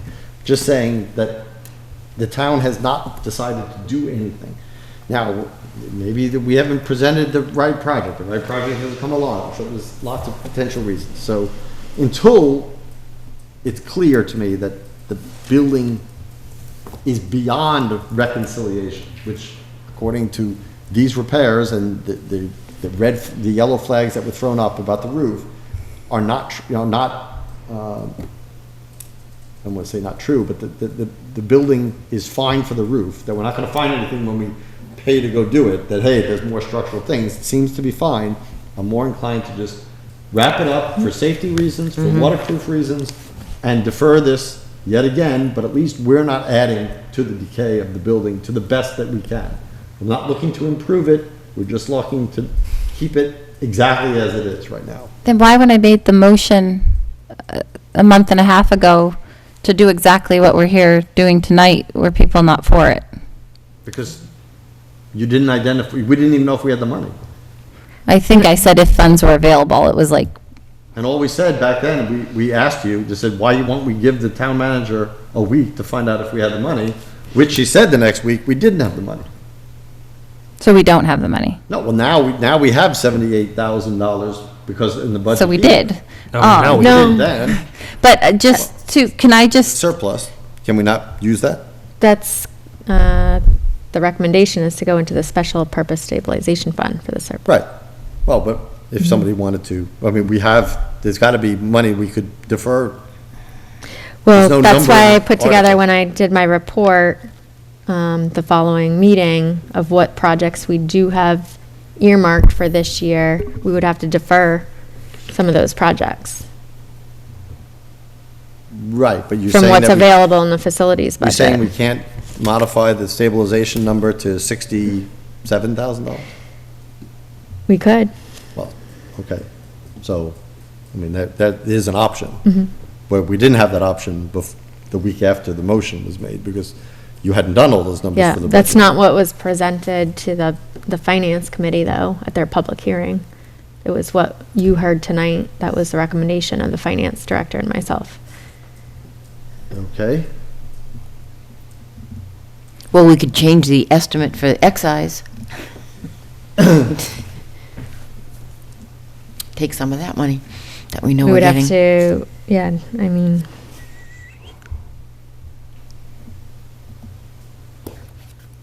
I don't- what is the recommendation of the DPW director for this building? to not do these repairs, yeah. Yeah, but you know how he feels about the building. He made that abundantly clear. Oh, that's true, too. Oh, it's not an unbiased opinion. And that the quote that Kit Walker did receive, the contractor didn't go up on the roof to inspect the roof. That was like a square footage price estimate. It's not saying there won't be conditions found when he does, if he does do the work.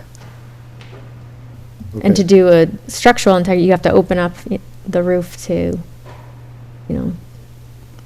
Damon, correct me if I'm wrong. Well, so there's two different types of roofs on there. There's the pitched part that everyone can see, the shingles like classically done, and the rear portion over the gym is a flat roof with rubber membrane, or probably not even rubber on there. There's probably some other substrate, but from what I read from the email, there's no access panel. He'd have to remove some of the ceiling to get up in there, some of the tin ceiling to get up in there, to see what it looks like. But the main roof is in good shape. The rafters were in good shape, he said. Well, But there's no visible water damage. That's where the It doesn't, I mean, That's where that's where these roofing estimate was right, but no, planning to fix. no, there's planning to fix some shingles, so they just need some, and do flashing around the perimeter, so they would need something to nail into. So the no, it's not the rafters, it'd be It's a plywood, right? well, not plywood on that thing, it'd be actual boards, so those are, the shingles you can probably nail into. The flashing around the perimeter, I would assume that has significant rot, and they're gonna, as soon as they try to nail into that, blast away what's there. So the rafter tails and anything supporting the flashing around the perimeter is probably gonna need some woodwork, just to attach. Okay, so I'm going to be very candid. I find it hard to believe that I cannot get a straight answer about this quote when I've asked like every way I can. Until you get up to the, First, is it a quote or is it an estimate? And that keeps waffling, between one or the other. The second thing is, if it's an estimate, what's the point of the estimate if it could be hundreds or tens of or hundreds of $1,000s more? What is the value of Kit doing this paper if we can't make a decision on what he gives us?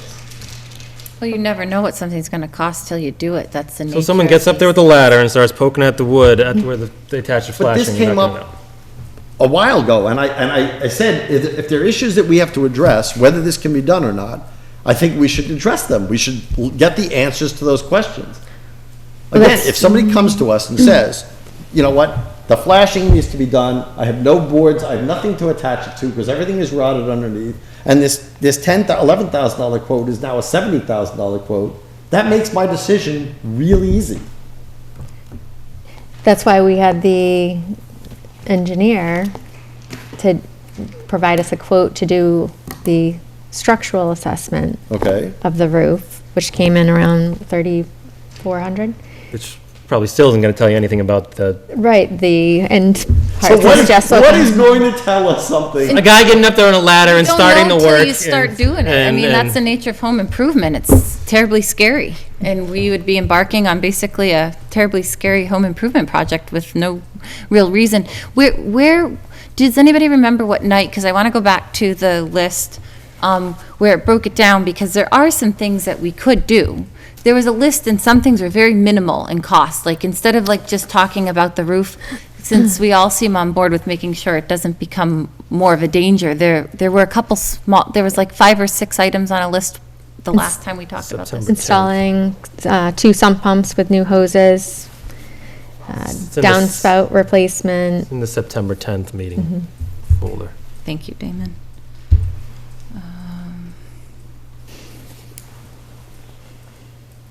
Okay.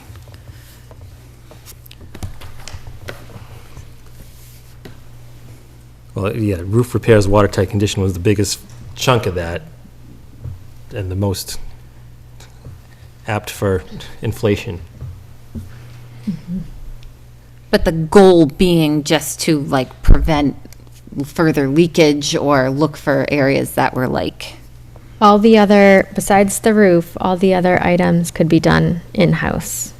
So a project like the roof, we have to put out to bid, it has to be paid prevailing wage.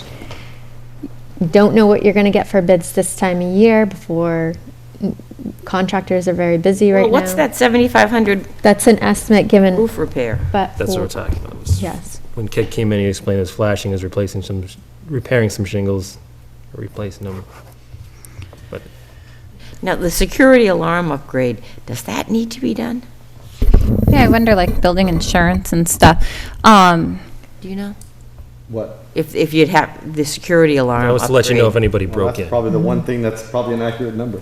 Yeah, I know, but I mean, do you need to do that? Exactly, for security reasons, for our insurance, I'm sure it's probably helpful. But also disclaimer in Kit's email is that, if could be electrical costs associated with that, if it means, I don't know, upgrading a panel or, Even turning on the electricity in the building. Sure. that's been fixed, yeah. Reactivating an ancient panel. So to repair the roof for watertight condition, do we even know, does anybody know, is the roof watertight? By fact, is it watertight? That's a good question. So when the water comes in and fills up the basement, do we know the source? Is it just coming in like in the foundation or? Or in like the window. Yeah, like those low windows by the boiler room, stuff like that. Don't think it's probably coming from the roof because that water damage would be probably seen from other places if it was trickling down. I mean, I've seen that in my own house with a ice dam flood, and so I feel like we must know the source of the water. Maybe it's like the downspout replacement. Maybe it's where water's collecting, on the exterior. How do Well, people? where it says is some random staining of the rafters and more discoloration below the areas of the 2 cupolas, so that doesn't, I mean, usually if water's coming in, there's a lot of staining. You can tell where water's And coming you in. can tell old from new staining. Right. I would assume the cupola is probably the flashing around the cupolas, right, that would be getting in through there. I do not vote that we repair the cupolas at this I time. mean, they're there for ventilation, so they're open. Any wind-blown rain will go in there naturally anyway. In terms of sometimes maybe just breaking this down, so the roof is obviously something that is like super expensive, and you may open up a can of worms if you're trying to repair it. How do people feel about, I would make a motion that we authorize the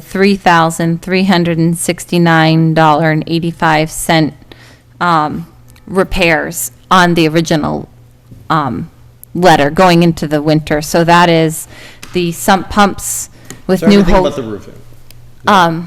I was just going to read it for, I mean, Go ahead. people are following along, but if you don't No, go want me ahead. to, I can stop.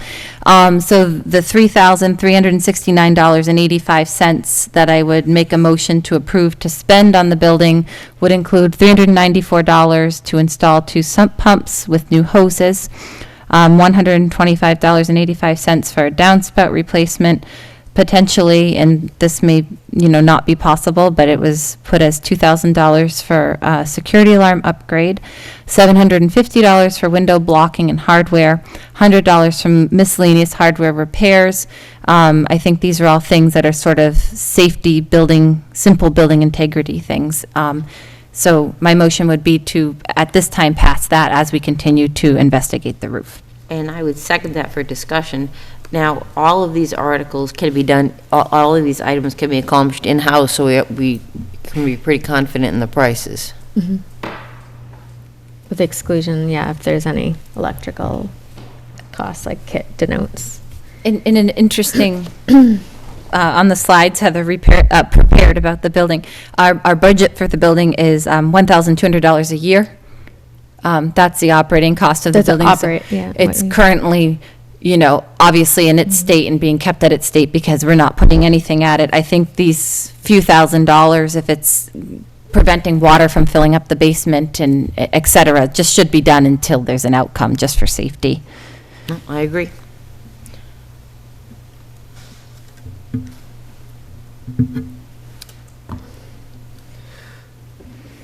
I'm just shaking my head, sorry, that we don't even know that we can turn on the electric. I mean, you would think that would be... The electricity is on in the building. It is. Okay, so then why would there be a problem with the security alarm upgrade? Maybe not enough amperage to run a system based on what's currently operating there. Security alarms don't run on, they're not big power draws. The building has a lot of extreme deficits that are currently known.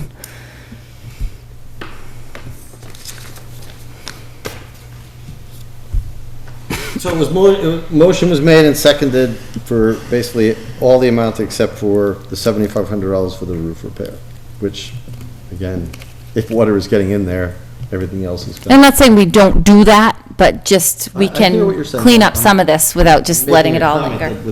If that's really where the source of the problem is, all the other stuff is kind of moot.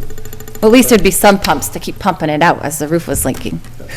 I'm just kidding. So- It's just levity. All right. All those in favor of the motion, please say aye. Aye. Aye. Opposed?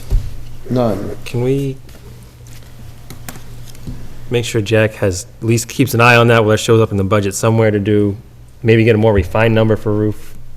Just so probably be a capital planning thing or something like that, but just to get a better number, maybe get somebody to actually go up on a ladder, poke the thing.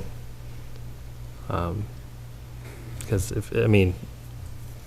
it is probably rotted at the perimeter of the building, and water is eventually going to get in that way. But again, I voted the way I did here, but in the future, we should at least have a better number than it might cost $7,500. Exactly. That's my frustration. My frustration is it says, at the opening line, here are the numbers to bring the old primary school back to preserved status, and gives us a list of numbers. And at the bottom, it says the roof repairs do not include unseen structural damage from weather damage, security monitoring, and electrical costs. I'm like, well, but that's what we need to know. I mean, it's okay to put it in a disclaimer like that, but these are knowable things. But they And all don't we have know to do because is get somebody to do it. I don't care whether we have to pay somebody or get somebody on ourselves, but we're being asked to make a decision on, so obviously these are kind of the numbers, or these are the estimate of the numbers to bring it back to preserved status. And estimates, believe me, I'm in the IT business, estimates, not very reliable, not very useful in making decisions. We need real, numbers as close as we can get. I don't say they have to be 100%, but they can't be triple the number or quadruple the number that you're giving me. Okay. Review of public comment and social media policies. So we have two. We have the social, let's take them in the order they were listed here. So public comment. So we have the Natick School Committee public participation, which they call it public speak in their document. And I provided this to see if anybody on the board would want to adopt some of these policies, and I thought they brought out some good ones to adopt in our policies regarding the same. I don't know if everybody had a chance to read them. I assume since we delayed this from the meeting up the last month. Yeah, we've looked at them several times. It afforded some time. Well, I was looking at, in the Natick rules, you have to sign up to speak ahead of time. Would we do anything like that? Some people do. I mean, again, it's not something personally that I think we should do. They also limit, they do two things that I'm not for, and that is they limit the actual time allowed for public speaking, for public comment at 15 minutes, regardless of how many people want to speak, regardless of what the issues are before the town that people might want to discuss. I am not a particular fan of that, because I think if people come here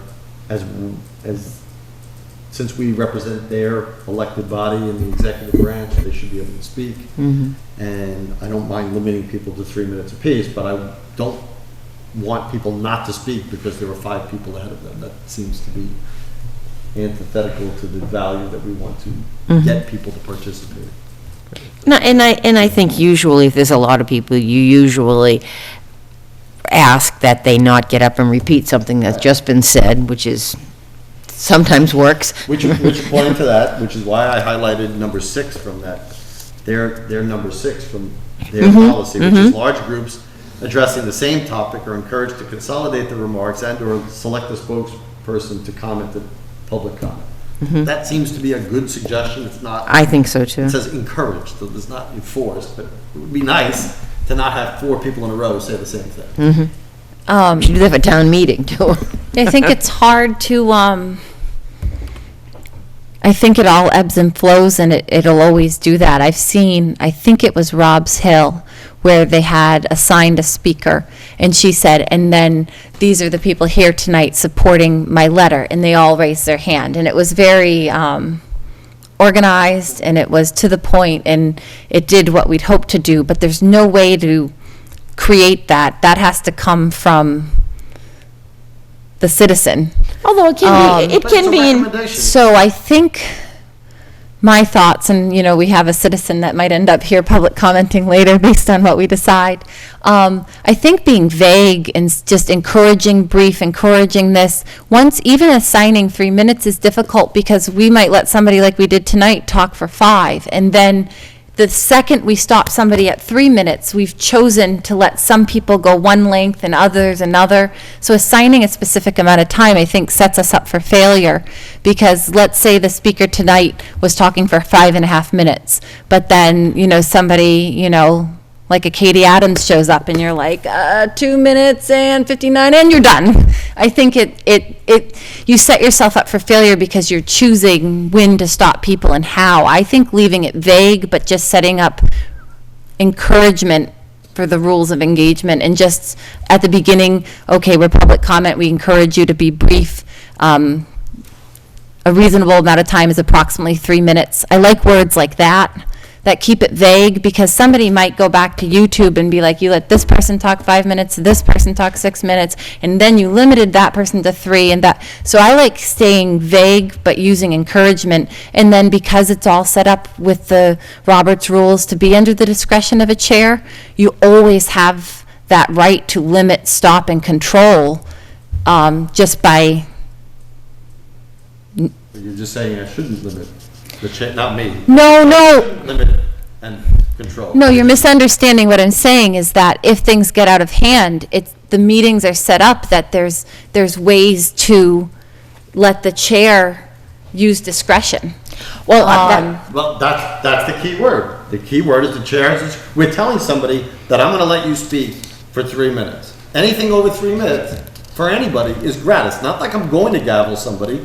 Again, I'm using me as chair, but I mean the chair. Well, do we know how long he spoke tonight? I'm just saying to stay vague. I'm not disagreeing with anything we're talking about, but I think when we assign a specific amount of time, you set yourself up for failure rather than just. You keep saying failure. What would we be failing? When somebody comes back and they suggest that we limited them. Yeah. Because we stopped them at a certain amount of time, or we implemented the 3 minutes one night and not another. We have to apply our policy. So therefore, if we say at the outset that it's 3 minutes and anything else further is at the discretion of the chair, if you get gavelled after 3 minutes, that's the discretion of the chair. But we're not even timing it. No, you're right. I was timing it a little bit. I wasn't timing it with a stopwatch, but I was looking at the clock, and he spoke about 3.5 minutes. And also, I think it's different when you have one public commenter than when you have a room full of people you know are going to want to get up and speak. I think you want to adhere more closely to the 3 minutes if you've got a room full of people that want to speak, because you don't want to stay till midnight. So I think personally, I think having the rule be it's 3 minutes, and then the chair has the option to let you speak for more than 3 minutes, I think is perfect. And again, It's like in any legal contract, it says just because that the party doesn't choose to enforce it, doesn't mean we waive it either. So you can let people speak if you feel that they're contributing something, if you have the time available, they're not abusing it. I mean, and again, I've never gavelled anybody for over speaking. I just want to set a precedent, because if you encourage people, they generally want to follow it. They don't go out of their way not to follow it. right, and I think the suggestion that large groups addressing the same topic, I mean, I think it's a good seed to plant. And I also think, I agree with you that not limiting it to 15 minutes, because, if you've got 20 people who really want to speak, then you should be ready to give them 3 minutes each. And number 5 has the same problem as number 1. Limits it to not more than 6 speakers, no matter what. It's in the very beginning. Yeah, right. It's the same thing. I don't think we'd want to limit it to, like if you've got more than 6 speakers, then it's only 2 minutes, just everybody gets 3 minutes and you try to get through it. And, if you find that they're saying exactly the same thing the person said before, you can maybe encourage them to sit down.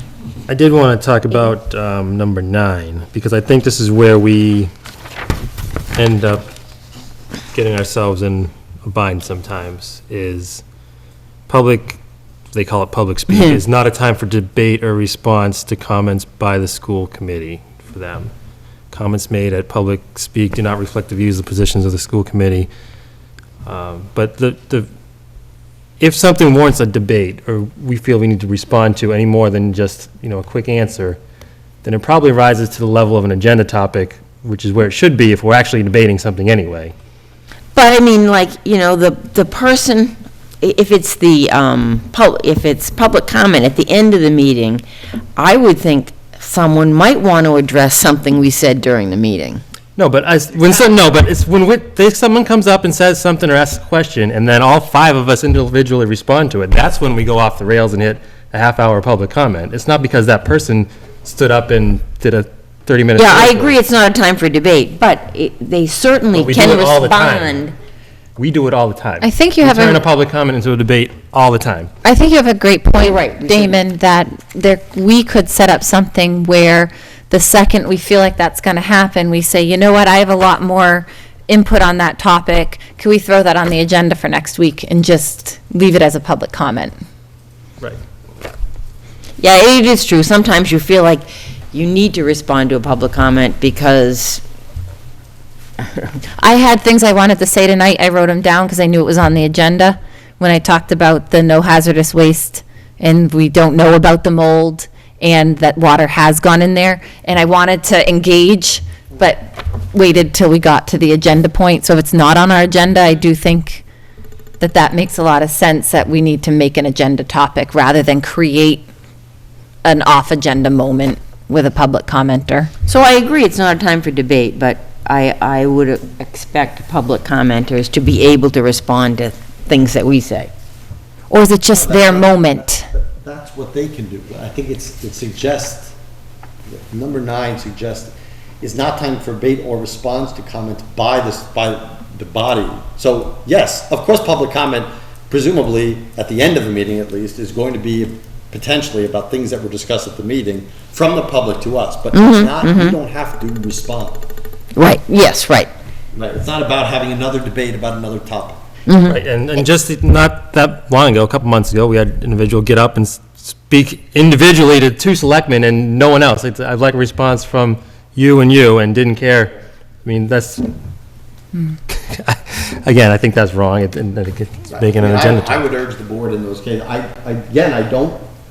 Yeah, this is more of a rule for us versus people. I don't like to gavel people or interrupt people. I would hope the board would say, we can talk about it offline.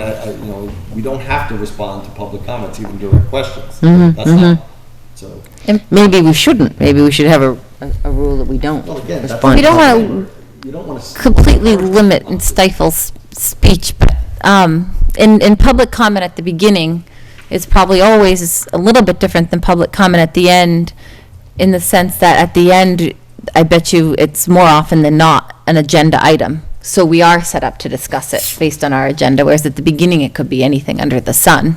Where if it's not on our agenda as a topic, we probably want to withhold our involvement in it. So, I mean, I'm for that, I'm for number 6, and I'm for number, well, we already have, I highlighted number 4, the first sentence, but we already have that in our policy. And also, so number 8, so the ones that I am in favor of adopting is number 6, number 8, and number 9. Number 8 is an important one, because I think that gives us the right to cut somebody off if they start following anything in those, start threatening, inciting violence, something like that. So I'd say number 8, except for the very last sentence, which is particular to their paragraphs and everything, so.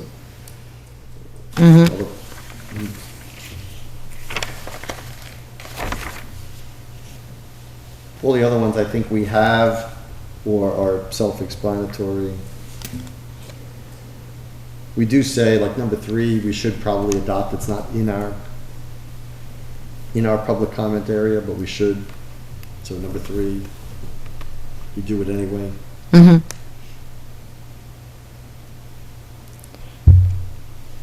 And like a number 4, sometimes people have comments about things that aren't within our wheelhouse, but we let them speak anyway, Yeah, but we could, because if we adopted number 8, especially the last sentence, we could, they could be told, you know what, this is not an issue. I mean, this came up in several cases, right? I mean, when not to relive things in the past about things about memorials at the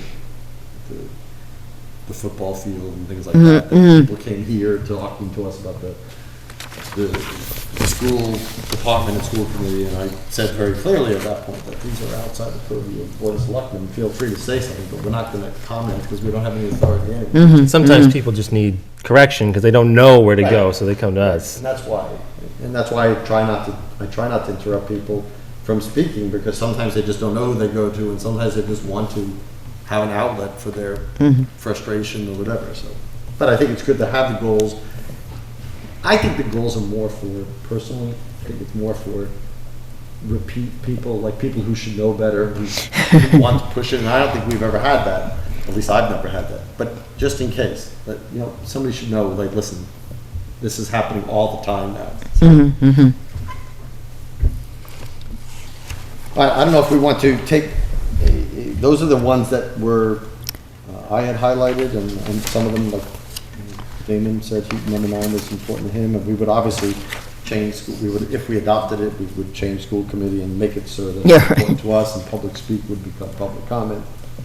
I'm a little nervous about 9, just based on the fact or response, because sometimes our response might be like, oh, well, come to the upcoming meeting of this. Like, sometimes there's a very normal, calm, this is where sometimes I miss Bob and his lawyer brain of an unintended consequence, to have a policy that says there's no response. Sometimes responding might be the reason they came, and it might be something really simple or really optimistic or something good.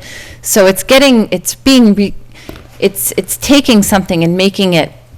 I don't think it prevents it. It's letting people know Public speak that this is not that it's not a debate. So some people come and they ask direct questions, and then they get that it bothers them when they're not responded to. But the policy on number 9 says it's not a time for debate or response to comments. And so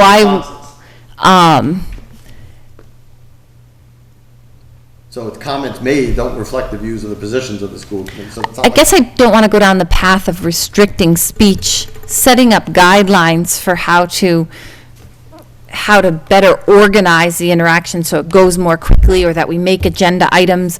But my response to something might be, you know what, that's a really good point. It's not on our agenda item. Heather, would it be okay if we put such and such on our agenda? And there may be times where we start commenting, talking, or responding, and I don't want to have somebody quote a policy and say, actually, no, we can't talk right now. Because then what's the point of even engaging with citizens if we put a lot of rules behind? I think that's one of the most important parts of the meeting, is having that opportunity to pick up on something from the public. Putting too much focus on restricting them and us, and it's like, it's really saying we don't want to engage with citizens, and I want to make sure that we don't make it seem like we don't want public commenters. Like, I disagree. Well, I don't think that number 9 does that. I think that sometimes people make public comments and then they come back and are annoyed that we didn't address their comment in public comment. So I think if you say, we're not going to respond, you are free to make a public comment, that's your right. In that moment, we are not going to respond to it as a rule, so that this person isn't offended that we didn't respond, and that because last week somebody did respond to a public comment. So I think it's better to have the situation where people can come up and make public comments, and we all take it in and we respond in due course on another agenda or another time. I hear you, and I hear Mrs. Adams. I think it's designed to be recommendations for common sense policies. If somebody comes to the podium in public comment saying, you guys discussed something and you said about a date for something, but I don't remember what the date was. Do you remember? Are we really not going to respond? Yeah, right. If we know somebody, I can't remember when that special town meeting is. Whatever the reason is, they were out of town and they came back after a month away and they asked us that. Are we really not going to respond to that in a public comment? I think we should respond. I think it's knowing when somebody is baiting you into something larger, or not even necessarily baiting you, but they have a serious question, but the answer to that question is lengthy, it's involved, it's nuanced. Then we're like, you know what? Then you probably have to take it under advisement another way. So I think it's just using common sense about when to engage. Not preventing somebody or allowing anything, it's just having a guideline. All of these are guidelines, none of these are shalls. They're all like, we encourage people to have a spokesperson. And number 9, I think, is more of a guideline and rule for us versus anything having to do with the public. It's us being cognizant of the fact that we should be, if it rises to a level of an agenda item to us, we should make it so and not get into a debate during public comment. So then, just whereas we said the word encourage forming a spokesperson, we could use words like we discourage debate and response, so that we... And I know it may even be the planning board or something, but I know I've seen this before in our own policies on one of the boards I was on, that I forget the language exactly, but I know we had a similar thing, and it might have been the planning board for a policy, that we may respond, but the board is not required to give you a response when you ask them a direct question. That's what number 9 says. Yeah. I think the first sentence, public comment is not a time for debate or response to comments by the school committee. It's like, I think that's setting that up. It's like setting it up for us and setting the expectation for them. Yes, I just... Not saying that we... I like the way you said it. I feel like I'm just trying to say that I think I've seen it before somewhere within our own policies. All right. One of the boards, anyway. So the ones that were mentioned, I'm going to put 3 in there, even though we do it, but it's not in our policy. So we do that already. I don't think there'll be any, there shouldn't be any objection to that, I would assume. But 3, 6, 8, and 9, can we, in principle, maybe not in wording, but we can, in principle, decide that we want to adopt those instead? Yes, I would agree. Yeah, I mean, go see the final wording. We'll formulate it into a final policy for ours and then for approval. So we'll have one more look at this. Is that okay? That's great. So Thank you. Can we have I guess we don't need a motion if we're not going to do that. All right, so against my own better judgment, I'll take that up as an item. Thank you. All right. Social media policy. So we had one from Easton that was in front of us. That's for appointed and elected Right. board. So our existing policy is, for employees is in the Google Drive. Oh, it's just for employees. Right. And 710.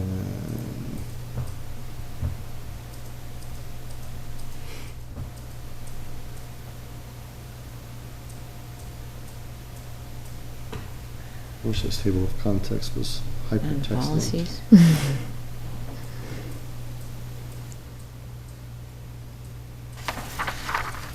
So do you find that it's very different from ours? Easton's? I like the way it's worded. I do too. Actually, I think it came from Mead, Tellerman, and Costa. So it's forwarded from them as far as one of their clients.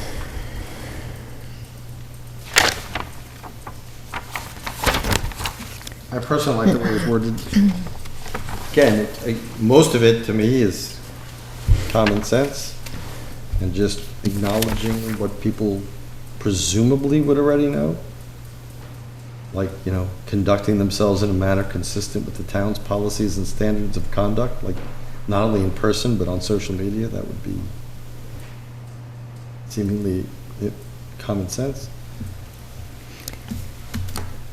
One thing I thought was odd, when 5 under D, it says, Hold on a second, 5 under D. 5D, officials should not post any information or rumors they know to be false about the town. Where's 5? What are you talking about? It's Oh, 5. Okay, there it is. D and then 5, yeah, D. And it's funny, like, you can spread rumors if you think they're true, So I just think that's odd. Well, that was a strange word. I mean, but it is oddly worded. I would say something like, officials may only post information they know to be true. Factual. Right. Well, I don't really know. Well, actually, they should just cross out "or rumors." You shouldn't post anything that you know not to be true. Right. Right. So the "or rumors" makes it really seedier than it needs to be. Yeah, right. I also had the Some same, rumors are okay. I had the same one-word objection in 10. Officials are generally not authorized. Like, what is that? If they're generally not authorized, that means sometimes they are authorized. And how do you make that distinction? Or not yet, right. To provide employee references. So I would just say that they're not authorized. Yes.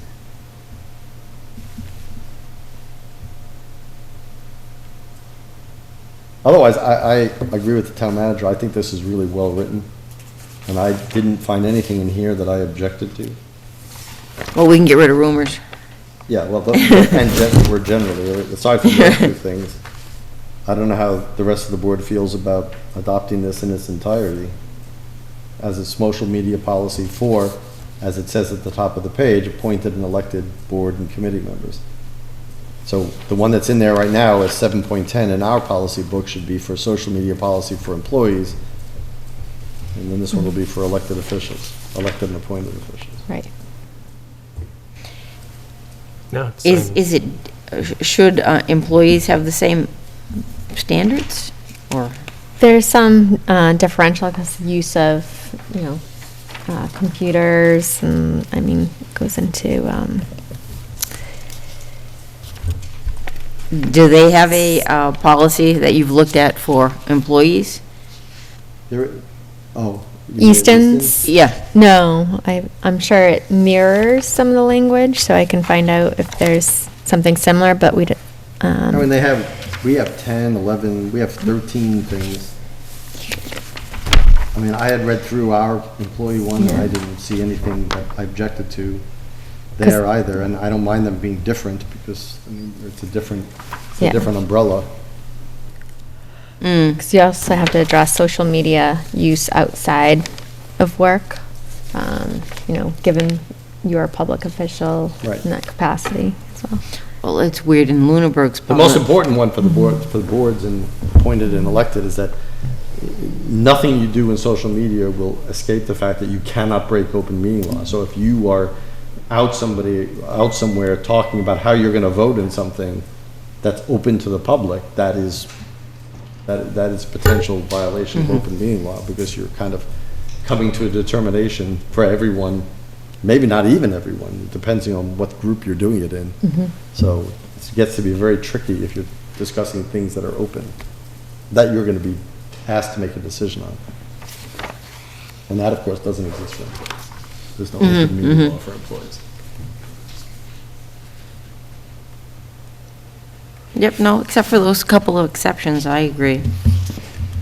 So if you agree strongly, I would strongly recommend you make a strong motion. Okay, I make a motion that the town adopt the Town of Easton social media policy for appointed and elected board committee members, with the exceptions so noted in D5 and what was that one? Number 10. Yeah. The And 10. removal of the word "or rumors" from D5 and the removal of "generally" from D10. Do I have a second? Second. Any further discussion? All those in favor, please say aye. Aye. Aye, opposed? None. We got through it. Yeah, Oh my one God. last thing. Uh-oh, Yeah, yes. going back to the warrant, I just want to point out, you've seen it multiple times, but the warrant articles for the petitioning the state for the liquor licenses, the way they're worded is that they remain with that property.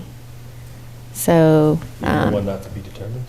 Both of them? yes. How can they remain with the property if we So- don't even have one, a property? No, so if it were to be transferred. Once it's assigned, Yeah, once it's approved by the state. Stuck. It would be, the transfer would go along with that property. And the reason I talked to Adam Costa about that today was when they did their review of all the towns that have petitioned the state, those are the only ones they saw that were approved were ones, so they assumed that Well, the second the one, we don't, more likelihood of it getting approved by the state if it's retained with the property. So I So, just want but to with point the that out. second one that's not assigned, does it remain with the property once it's assigned? Is Right. that what that's that what it means. means? That Seems odd. Do we have any that are like that?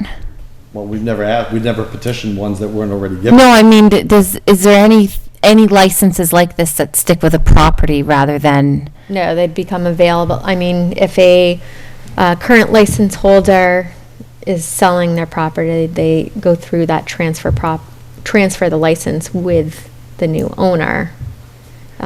But if that didn't happen, it would become an available license for anyone to apply for. Yeah, I find this a funny caveat of the situation in terms of the fact that we're maybe increasing the value or the potential of the two addresses that get it, because they have this unique opportunity. They could put it up for sale. I'm amongst one of the only places that has this license, and it stays with my Well, we have to my approve it, property. though, if it No, I know, but transfers. once we do, we're adding. We could, if somebody sells it, to your point about increasing the value, the board at that time could decide not to let it transfer for some reason.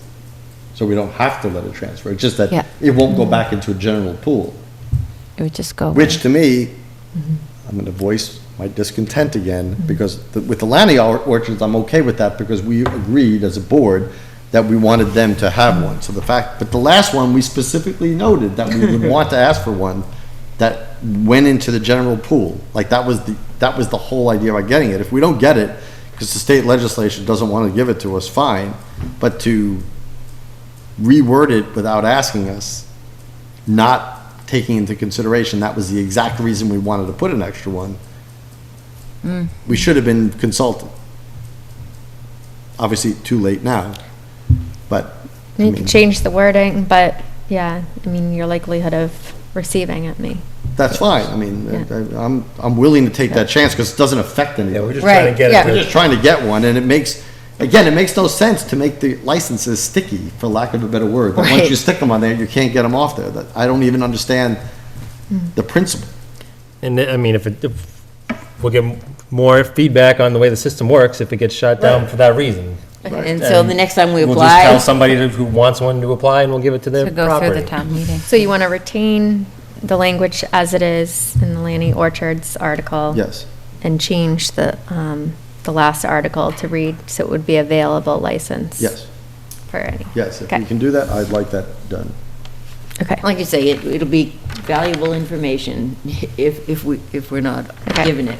And just another point, that was, someone had asked at the Finance Committee meeting, because when our 2020 census is done, they reassess your quota. But for this type of license, for an off-premise license, it has to be changes of 5,000 inhabitants. So we would not receive additional license at that point. So- Yeah, I mean, I thought I remember that when we crossed the 10,000, that was the threshold, and we weren't going to see one for a while. Right, so we'd have to have like 15,000. So that's a silver lining. We keep on growing. We'll earn more liquor licenses. Oh, Wow. boy. That's really exciting. Okay. Okay, our upcoming meeting, so next week on Tuesday, we have a workshop with the board, so that will be on our goal regarding the old primary school. On October 29th, which we do not have a regularly scheduled meeting, there is a symposium hosted by the Finance Committee, where we will hear about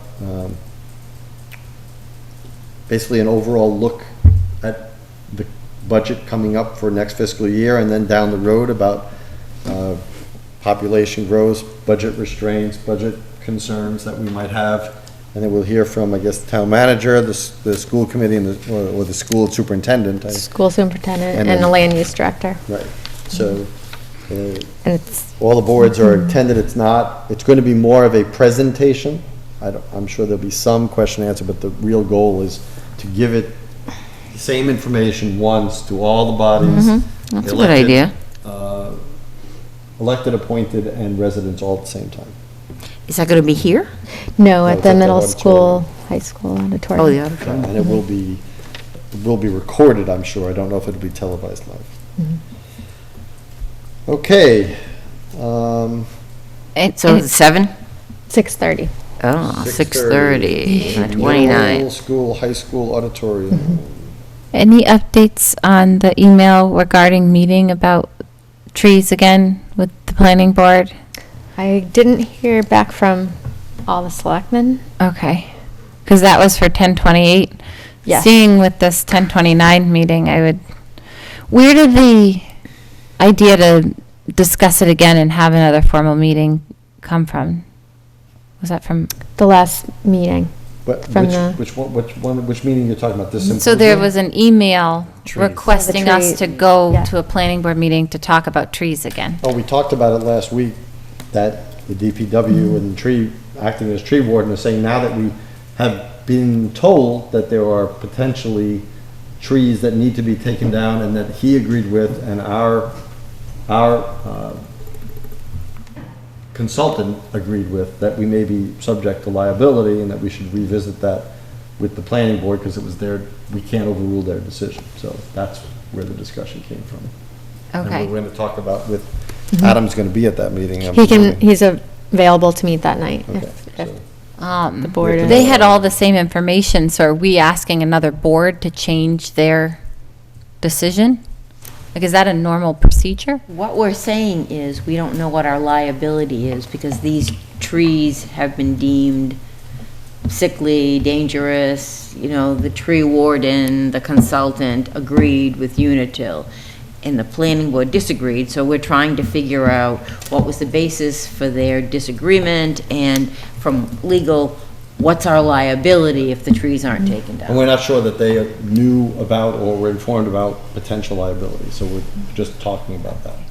So do we have a meeting for 10/28 scheduled, or could we do it a different night? That was the next available date that That who had? that planning board had Okay. available. We would have What's to. their first meeting in November?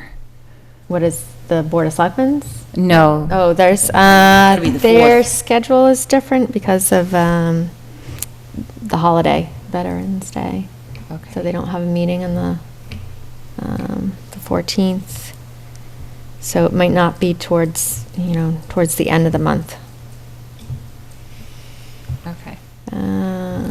Sorry, the 11th is a holiday. That's when they normally would meet. And So then the 8th. 25th, which is the Monday of Thanksgiving week. So I'm not sure what their schedule is for November yet. Okay. So you're still waiting to hear from some of the BOS members? Yes. Okay. But, yes. Yeah, I could go, but I guess with this 6:30 PM Tuesday symposium, I think actually might not be able to make it on Monday, the 28th. And I'm waiting for whatever schedule we come up with for the building design committee tomorrow, because I'm not going to be able to do 3 nights in a row. I just can't get out of the house that many nights. We're trying to work with you. Trying to help you out. Okay, so the alternative, you want me to look for a November date if we don't have at least 3? We'd have to have at least 3, obviously. but, I certainly can come the 28th. Okay. I can I think I had sent you Yes, that. you yeah. did. You did. Okay, public comment. Any public comment from the public? No. Any public comment from the board? Sure, something I should have said at the beginning. I don't know who watches this late or whatever, but homecoming is this weekend, so Lunenburg has its parade at noon and the football game. And then the following day is the Miles for Miles. And they are doing it in conjunction with a farmer's market that I believe is being held up over near the high school rather than its typical location. So this is a good weekend in town center. Yes, and it's supposed to be great weather from what I've heard. All right. So that would be good. And I heard that this is the last Miles for Miles, so that's sad. But it's been a great run, and they've raised a lot of money for a great cause, so. Okay, I'll entertain a motion. To adjourn, so moved. Second. Any further discussion? All those in favor, please say aye. Aye. Aye, opposed? None? Good night, everyone.